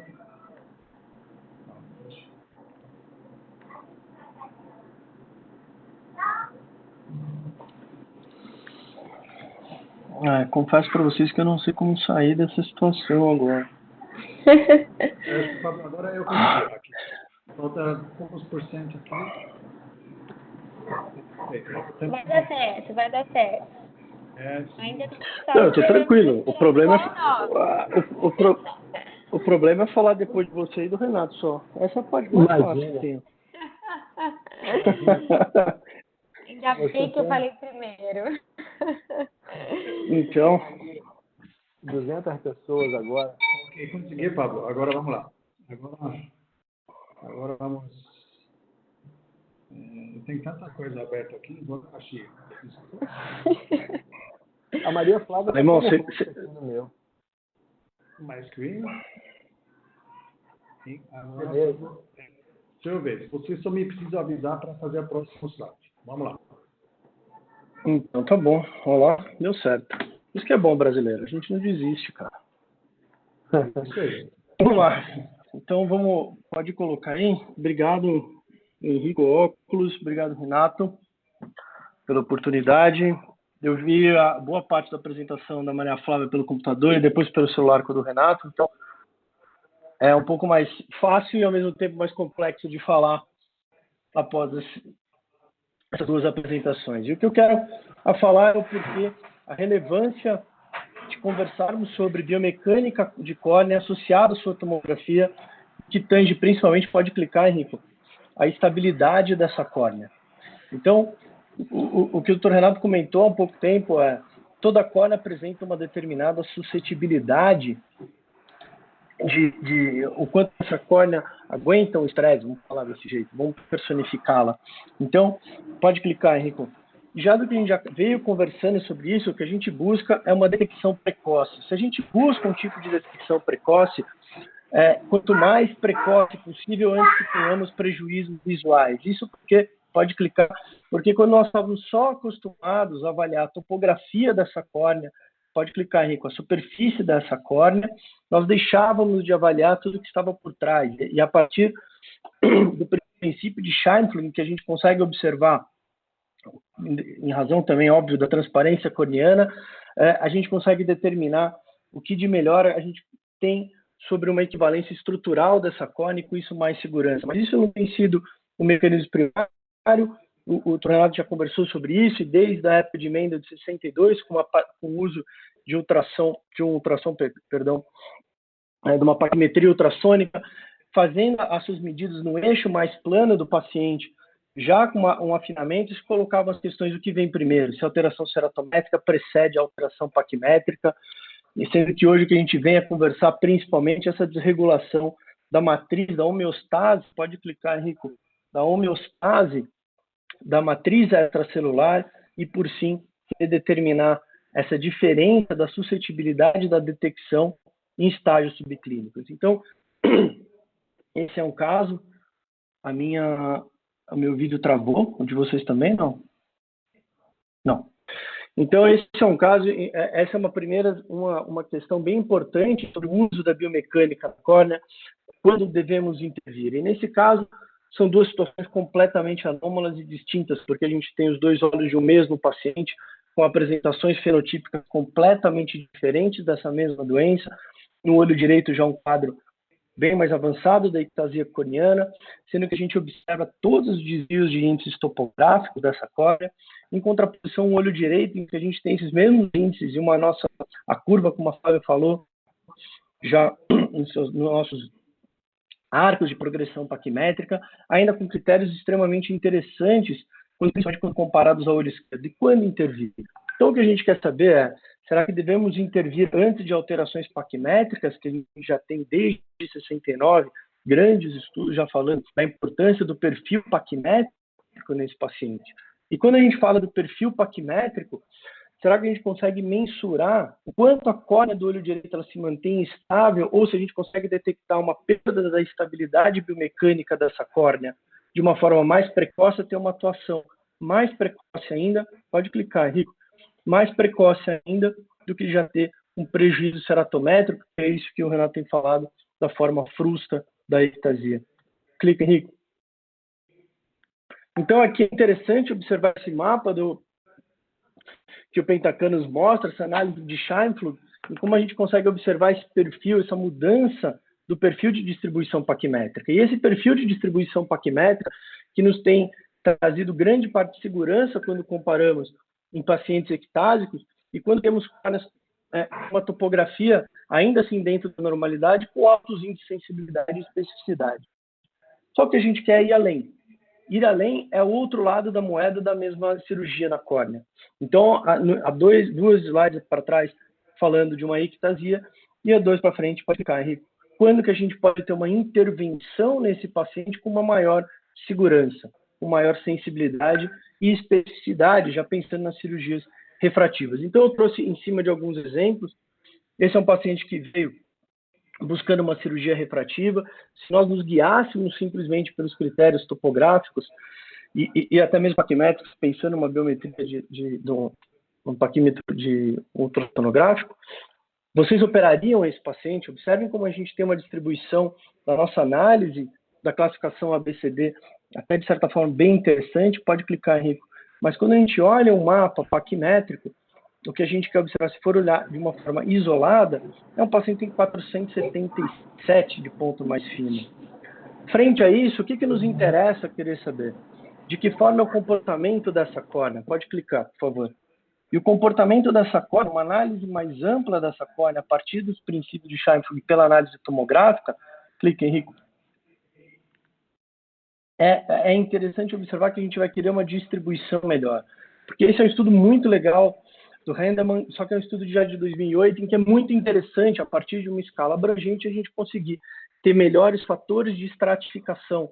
Mas isso vai ser muito aplicado a pacientes de alto risco. Aqui, de novo, a gente observa a importância do bad day, da análise da face anterior e posterior, como a Flávia e o Dr. Renato já mostraram, e observe como, no mesmo caso desse paciente, ele tem ainda uma distribuição paquimétrica razoavelmente interessante, sem interseção dessas linhas, sem um acometimento, com uma paquimetria óbvia, um ponto mais fino já, de certo modo, significativo, mas quando a gente lembra do slide anterior, do Hendeman, que a gente estratifica um paciente de risco, esse é um paciente que já tem 29 anos, é um paciente que uma provável, um PTA, obviamente, com LASIK de 51, mas um possível leito residual de 356 em média. Leito residual é sinônimo de que a gente tem um significado de qualidade, de uma segurança, de que essa córnea aguenta, mantém uma estabilidade mesmo após o princípio da cirurgia refrativa. Clique, Henrique, por favor. Então, a grande análise que isso tem a fazer é o grande... Você tem que clicar, Henrique. É o grande componente do que a gente já tem da influência biomecânica da córnea, principalmente nesse shift hipermetrópico. E aqui é um slide que eu agradeço ao Renato que eu adquiri. Então, por que eu preciso ir além? O porquê que eu preciso de mais um dispositivo? O porquê que eu preciso complementar os meus exames? Porque a gente precisa atuar nos dois lados da mesma moeda. Na minha opinião, a análise biomecânica vai para o lado etário, para o lado patológico, intervir de um menor grau, e um sonho que é, um desejo que é ter uma maior segurança nessa córnea que aguenta uma estabilidade, apesar de uma redução do leito, e acima de tudo, pode clicar, Henrique, eu tenho uma análise pós-cirurgia refrativa de que essa córnea também, após a sua alteração estrutural secundária aos procedimentos refrativos, ela se mantém estável. Então, a compreensão da biomecânica, ela passa por essas três fases. E para entender melhor a biomecânica, pode ir para frente, eu vou ser bem breve em alguns aspectos técnicos dela. Essa é a nossa imagem. Então, são 4.330 frames, numa análise interessante, que é uma análise horizontal de 8 milímetros da curva. Isso eu vou explicar o porquê depois. Sim, obviamente, a gente, como tem uma análise a análise corneana, a gente consegue ter a mensuração da pressão intraocular desse paciente através de 140 imagens. E o que é interessante de observar é o comportamento do máxima deflexão com o tempo de aplanamento sobre essa reflexão da córnea, e o que a gente tem que diferenciar do critério de esterese corneana, que na verdade a gente vai estar falando entre as duas medidas de aplanação. Pode passar o próximo, por favor. Então, eu acredito que na próxima, nessa tela a gente consegue ver os princípios da resposta dinâmica da córnea. Então, eu tenho a primeira aplanação, eu tenho uma amplitude, eu tenho o meu raio de curvatura inverso, que isso é um princípio extremamente significativo do CBI, e a segunda aplanação. Então, nesse sentido, é que a gente ouve e se acostuma a falar do princípio viscoelástico da córnea, na qual a elasticidade é a capacidade dessa reversibilidade, e o que nós queremos avaliar no princípio da biomecânica, como essa reversibilidade se comporta, como esse tempo de aplanação dessa córnea ela vai se apresentar, porque eu tenho que ter uma resistência desse material. E aí, essa resistência, como essa córnea vai se complementar, eu acredito que a gente vai chegar numa correlação com a biomecânica, no influxo e nesse mecanismo de bomba e saída de regulação de água, que eu acho que isso é o grande parâmetro. Porque, na realidade, eu ia mostrar para vocês pelo vídeo como é que é esse módulo de Young, em que eu tenho uma tensão, e essa tensão ela vai ter uma curva, vamos pensar no nosso achatamento da curva, falando assim, no que a gente quer, uma relação entre a tensão sobre a deformação do material, porque nada mais é que pressão é a força sobre a área, e quanto maior a rigidez, obviamente interna do olho vai ser menor a distensão dessa córnea, com um mecanismo inverso num aspecto negativo. Pode passar, Henrique, por favor. Então, alguns princípios importantes da gente pensar, Henrique? Yeah. Você pode passar, por favor? Ok. Boa. Isso. E aqui é interessante, olha, eu deixei comparar dois exames, um bom e um ruim. Então aqui, obviamente, são apenas 31 milissegundos, a gente vai ter duas córneas, elas tinham que estar rodando. Foi demais. Tem que voltar dois, por favor. Volta. Aí. É tudo automático, o vídeo roda automático. Passa um, ele vai automático. Esse slide aqui, princípios dinâmicos. Esse passa. Isso, esse você pode passar. Isso, agora ele vai entrar sozinho. E aqui, obviamente, seria uma soberba muito grande, a gente já conseguiu bater o olho ao primeiro exame, à primeira vista, e entender as córneas que têm uma correspondência diferente. Então, vocês observam que pelo mesmo tempo, a variável a córnea, obviamente a gente tem as estruturas esclerais, que também favorecem uma rigidez, e como a gente observa um duplo clique. Ó, ela faz um duplo clique. Isso é extremamente interessante porque a gente vai avaliar o comportamento sempre em 8 milímetros desse tempo da maior deflexão, quando ela volta ao seu formato normal, e esse período de como ela tem essa estabilização durante o período de sopro. Pode passar, Henrique.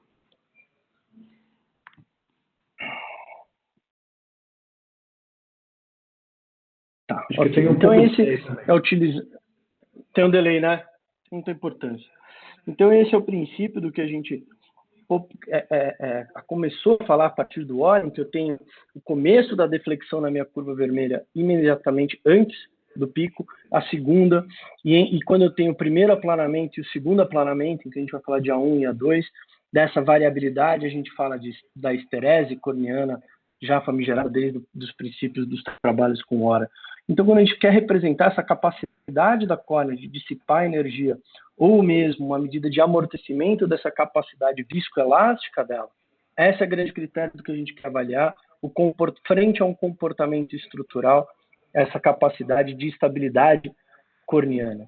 Então, em nenhum momento a gente está querendo significar rigidez, tampouco a elasticidade da córnea. Pode passar o próximo slide, em que eu também agradeço essa cortesia da óculos. Isso é uma apresentação do Paulo Vinteguerra de uma forma muito, muito interessante na abordagem na qual ele se coloca como uma alteração, como é multifatorial a presença da ectasia e como essa alteração focal ela vai induzir para a formação de ectasias, pode clicar numa redistribuição de estresse e é assim você ter uma descompensação dessa córnea, que o que classicamente a gente está acostumado a fazer o diagnóstico na lâmpada de Fenner. Então, claro, o que nós classicamente falamos é o diagnóstico da ectasia a partir da lâmpada, mas a gente sabe que uma vez que já fez essas observações, essas descobertas de sinais observados com o exame físico, porque a gente não pode abrir mão da propedêutica, pode clicar. O que nós queremos na realidade é sempre avaliar e fazer uma descoberta mais precoce antes de ter um prejuízo visual. Pode clicar de novo. Então, numa representação esquemática, isso é para demonstrar o quanto, se formos cada vez mais num sentido molecular, ou vamos voltar para a bancada, como a gente falava na época da faculdade, a gente consegue ter, saindo das avaliações só ao nosso exame físico, passando pela topografia, passando pela tomografia e a grande análise do perfil plaquimétrico e do perfil topográfico, assim como dos mapas de elevação anterior e posterior, pode passar, do que a gente acaba evoluindo de uma forma mais significativa para a biomecânica de córnea. E falar da biomecânica é muito empolgante, porque a gente consegue determinar por diversos nichos, não só uma avaliação da córnea. No que a gente está falando, nesse propósito, melhor dizendo, a gente está carregando principalmente na cirurgia refrativa, mas também temos leques para cirurgia de recomposição dessa biomecânica corneana após uma ectasia, como para glaucoma, e do que a gente pode abordar. Próximo slide, por exemplo. Então, esse é o paciente, pode clicar, ele tinha que ter aparecido, não apareceu. Então, esse é o paciente que vai... Bom, devagarzinho. Vocês lembram as primeiras análises daquele paciente de 29 anos, em que eu tinha os 4 mapas refrativos, o nosso mapa BED-D, o nosso mapa de perfil paquimétrico, e aqui a hora que a gente correlaciona esse paciente com uma análise da biomecânica da córnea, a gente consegue observar isso que o Dr. acabou de falar, do incremento em que temos da parte das duas regressões lineares a partir de todas aquelas derivações que o Corvis vai nos dar, e eu vou explicar esses mapas superiores aqui em cima, assim, nossos parâmetros de resistência da córnea, nossos parâmetros do raio, eu vou deixar tudo isso mais abordado, e como a gente tem a complementação, e por essa sim a importância em falar biomecânica junto com a tomografia. Então aqui a gente observa um perfil paquimétrico extremamente saudável de uma córnea, desde que ela ainda aguente esse critério de estabilização. O que provavelmente, por uma cirurgia refrativa, teríamos uma descompensação desse critério. Próximo. Então, aqui observe aqui embaixo, olha só, como tem nossos próprios índices topográficos ainda dentro de critérios bem interessantes. Próximo. De uma normalidade, apesar desse caso ter uma paquimetria um pouco mais fina. Próximo. Então, do que a gente vai abordar, vocês lembram do vídeo, de como ele coloca essa amplitude de deformação da córnea associada a essa amplitude de deflexão. Isso a gente começa a abordar, porque você quer entender imediatamente essa córnea antes de ter a deflexão, o comportamento dela na aplanação e essa capacidade de restituição após a deformação. Então, isso é o que eu tinha falado antes. Os parâmetros de aplanação, sempre o tempo, o comprimento, a velocidade, a amplitude, que são os critérios muito bem avaliados por esse tipo, pelo Corvus. Próximo. Então, eu tenho essa análise do meu raio. Observe que quando eu tenho a minha maior deflexão, eu faço um raio de curvatura, e essa análise do raio de curvatura também ela vai ser determinada de uma forma espelhada, enantiomorfa, vamos falar assim, dentro desses 2 milímetros centrais. E isso é uma ideia de trabalho que eu tenho que conversar depois com o Dr. Renato, até sexta-feira, devolvendo aqui já. Então, nessa análise de simetria de deflexão, correndo quanto tempo, cara? Essa análise de simetria de deflexão e de comportamento simétrico dela ao longo dessa deformação é muito importante. Próximo, por favor. Num segundo momento, é uma medida inversa dessa simetria e sim o raio dela. E a análise inversa desse comportamento de raio sobre os 8 milímetros, vocês observem aqui embaixo que eu vou ter essa derivação de alguns dos parâmetros de análise para o próximo, e o que ele vai se correlacionar com a importância. A importância é essa, do que a gente já falou dessa análise do perfil paquimétrico, que é extremamente consagrado e importante. Questão que no Corvus a gente vai avaliar nos 8 milímetros horizontais, ele não tem até o meu perfil máximo de progressão, próximo.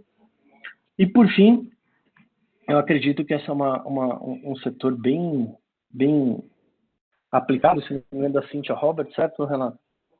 Em que ela dedica muita parte do estudo sobre essa relação próxima dessa capacidade de pressão e deslocamento corneano.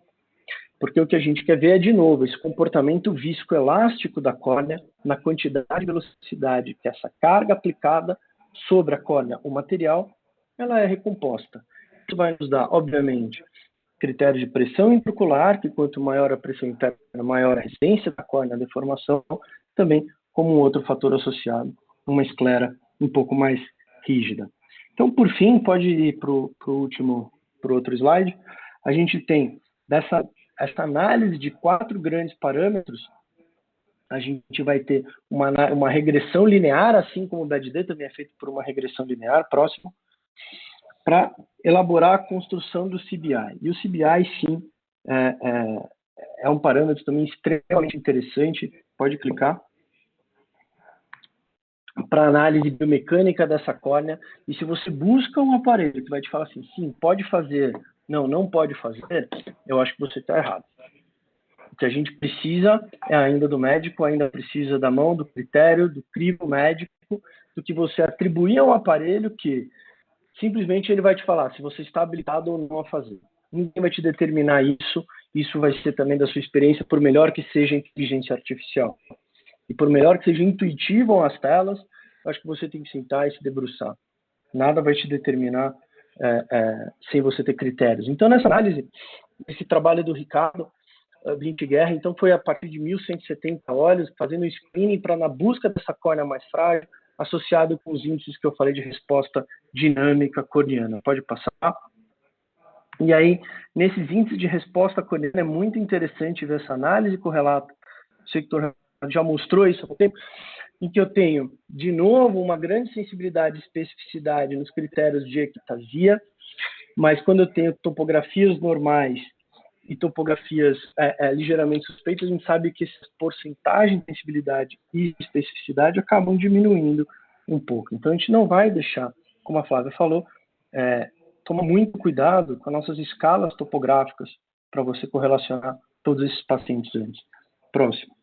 E aí, esse é um caso que eu acho bem interessante, antes de colocar as duas questões em voga, do que eu acho que é uma aplicação extremamente interessante de saber a biomecânica da córnea, seja para o lado de doenças ectásicas, bem como detectar uma progressão muito mais precoce antes mesmo da alteração ceratométrica e principalmente da alteração dos sinais. Então, a biomecânica ela vem muito auxiliar nesse critério e principalmente pós-cirurgias refrativas. Eu acho que isso é um critério biomecânico que a gente vai conseguir personalizar de uma maneira extremamente inteligente para cada paciente. Próximo. Então, essa é uma paciente que ela veio também em busca de uma cirurgia refrativa. Henrico? Uhum. Henrico? Opa! Então, olha só, uma miopia bem tranquila, 2,5 de componente só esférico. Você olha essa ceratometria, 46 com 47, uma sericidade ligeiramente acima já do que a gente de parâmetros adotados, por exemplo, a Academia Americana, um abaixo componente cilindro, a gente observa esse aspecto língua de face posterior, mas de novo também uma paquimetria já mais fina. Próximo, por favor. Só que o interessante é observar como que nesse paciente a paquimetria mais fina, ela já tem importantes inflexões sobre essa análise corneana. Então, no mapa, já no nosso BAD-D, nessa análise importante, o nosso perfil paquimétrico ele já é completamente distorcido, apesar de um quadro não tão expresso, não tão claro. Então, observem como a gente tem um perfil paquimétrico completamente desestruturado por uma grande alteração já da face posterior, e a gente só vai conseguir isso a partir da análise tomográfica. Próximo.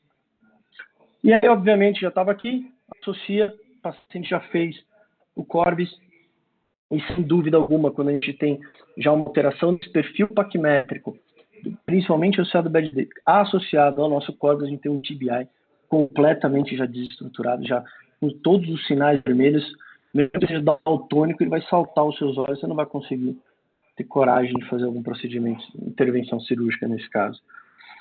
Próximo, por favor. E aí, com base nesse exemplo, no próximo exemplo, eu estou trazendo uma revisão extremamente interessante. Próximo, Henrico. Olha aqui, ó. Esse estudo é muito, muito bacana. Em que eu tenho esse paciente, essa apresentação do olho direito desse paciente, de novo agora já com uma paquimetria, numa faixa um pouco mais de segurança, vamos pensar assim, já um pouco mais espessa. Clica de novo. Vocês veem a escala de meia dioptria, 61 cores. E quando a gente passa para a análise já... passa aí, Henrico, por favor. Do BAD? Já para o BAD, isso. E aí, com a análise já do BAD, mesmo que a gente tenha um artigo... o que eu acho que já...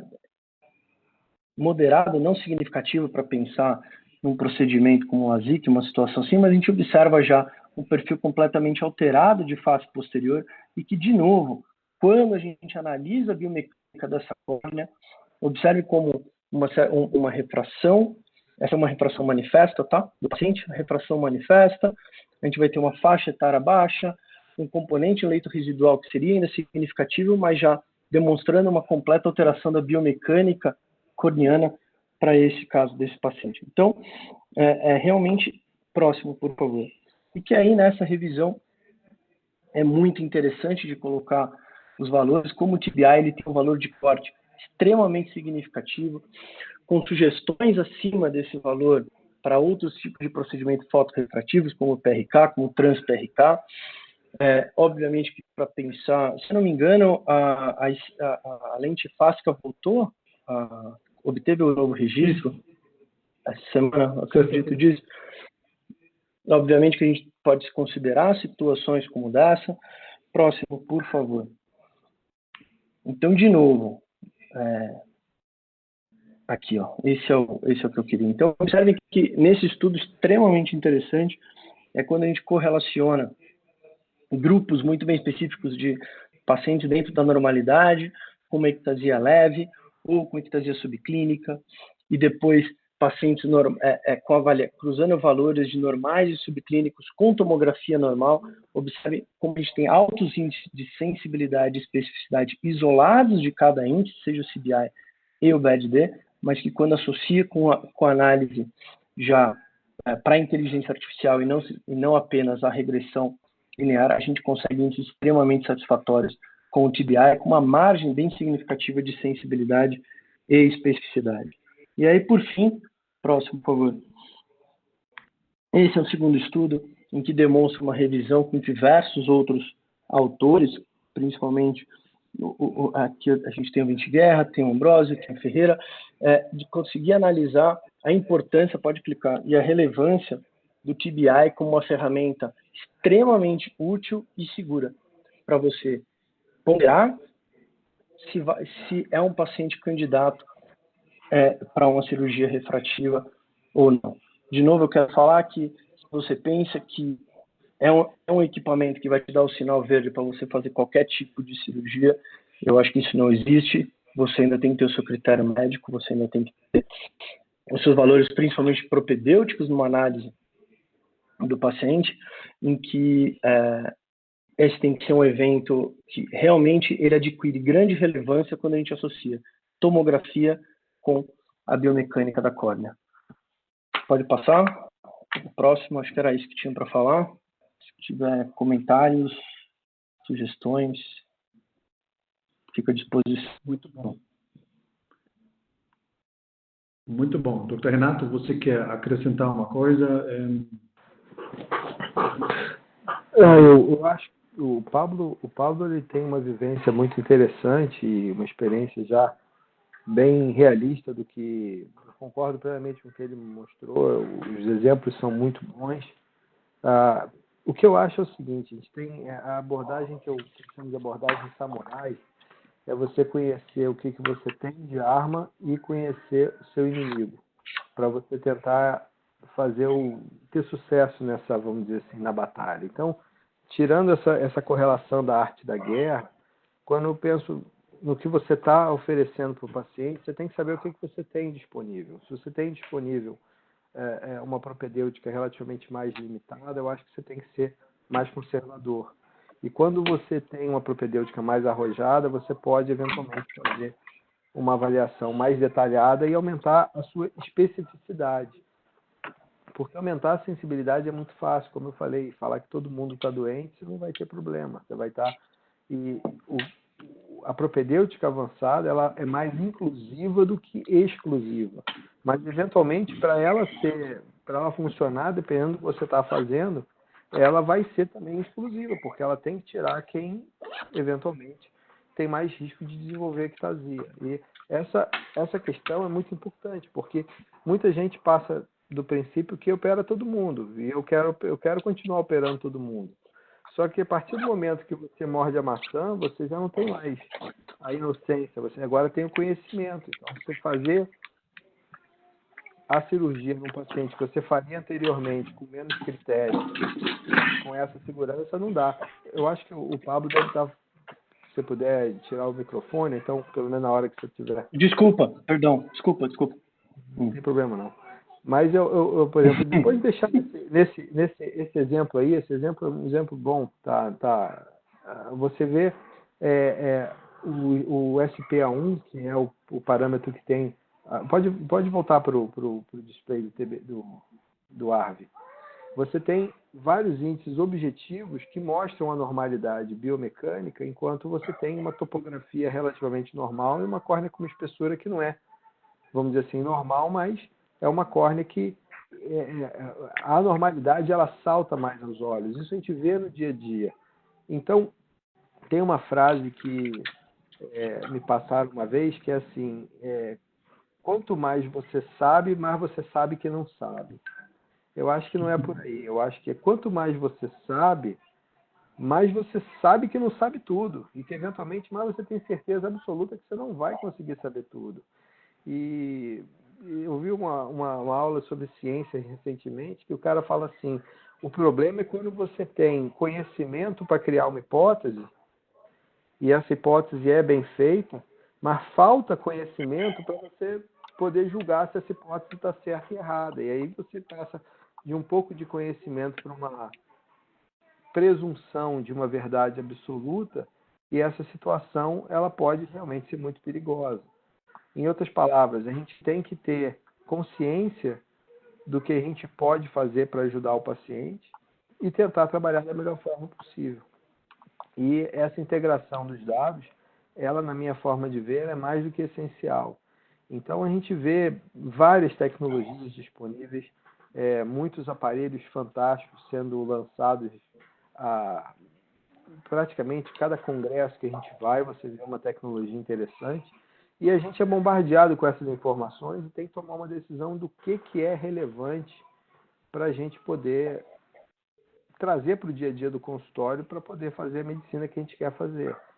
E muita gente pergunta, isso é fundamental? Aí tudo depende do que você vai fazer. Se você tem uma clínica de cirurgia de catarata, talvez uma avaliação de screening da córnea tão detalhada não seja tão importante. Agora, se você quer fazer ceratocone, fazer cirurgia refrativa de correção visual a laser, essa abordagem, na minha forma de ver, ela é muito relevante.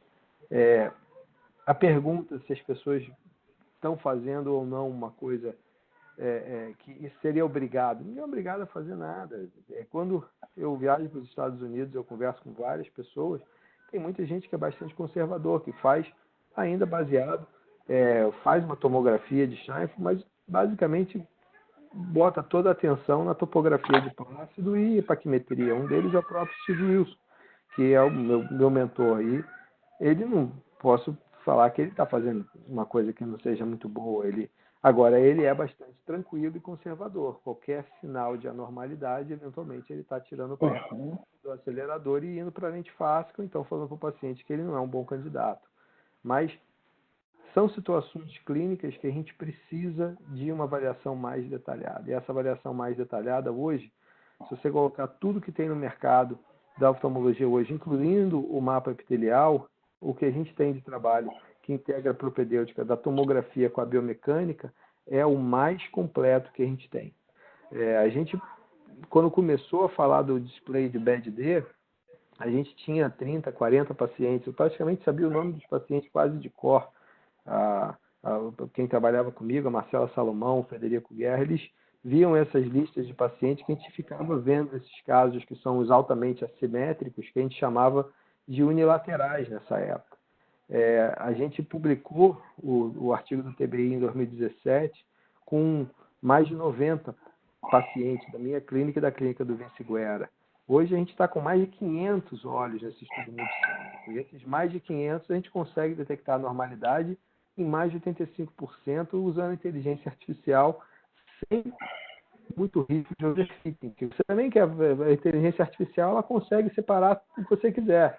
E você faz uma random forest e aplica ela nela mesmo no treino e, obviamente, você vai ter um overfit, mas você consegue uma resposta que fica muito bonita nos dot plots. Então, isso é importante a gente considerar, as limitações que a gente tem. E eu acho que o futuro próximo é a integração de mais dados provavelmente do mapa epitelial e da aberrometria ocular para você melhorar o seu algoritmo de separação. Mas parabéns, Pablo, parabéns, Maria Flávia, foram excelentes as apresentações. Eu acho que a gente está realmente num primeiro passo para fazer vários webinários de educação, de reciclagem, de aprendizado, de troca de informações. Obrigada também. Pablo, você tem mais 10 slides? Você quer falar sobre eles, Pablo, ou eu deixo? Não entendi o que você falou. Você tem mais 10 slides aqui, depois você terminou. Não, deixa. Não. Ele acaba aí mesmo.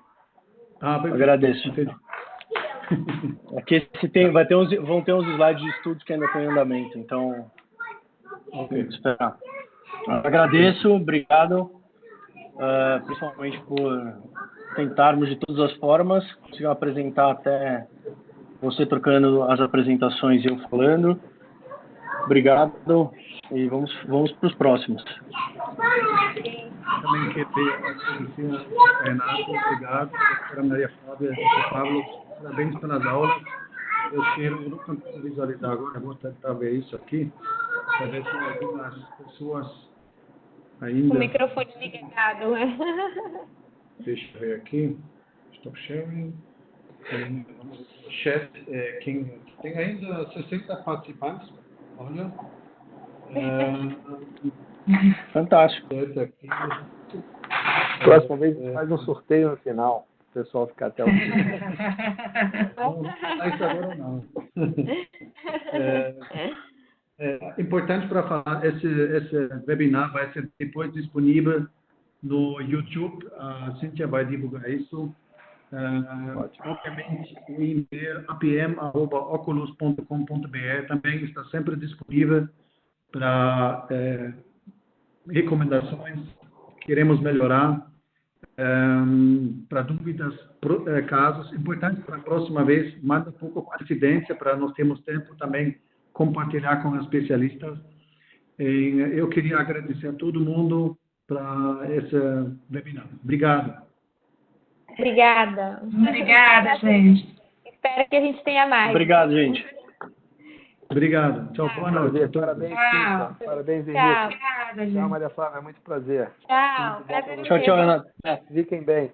Tchau, Pablo. Parabéns. Então, mais um abraço. Tchau, Renato. também. Tchau. Abraço, tchau, tchau.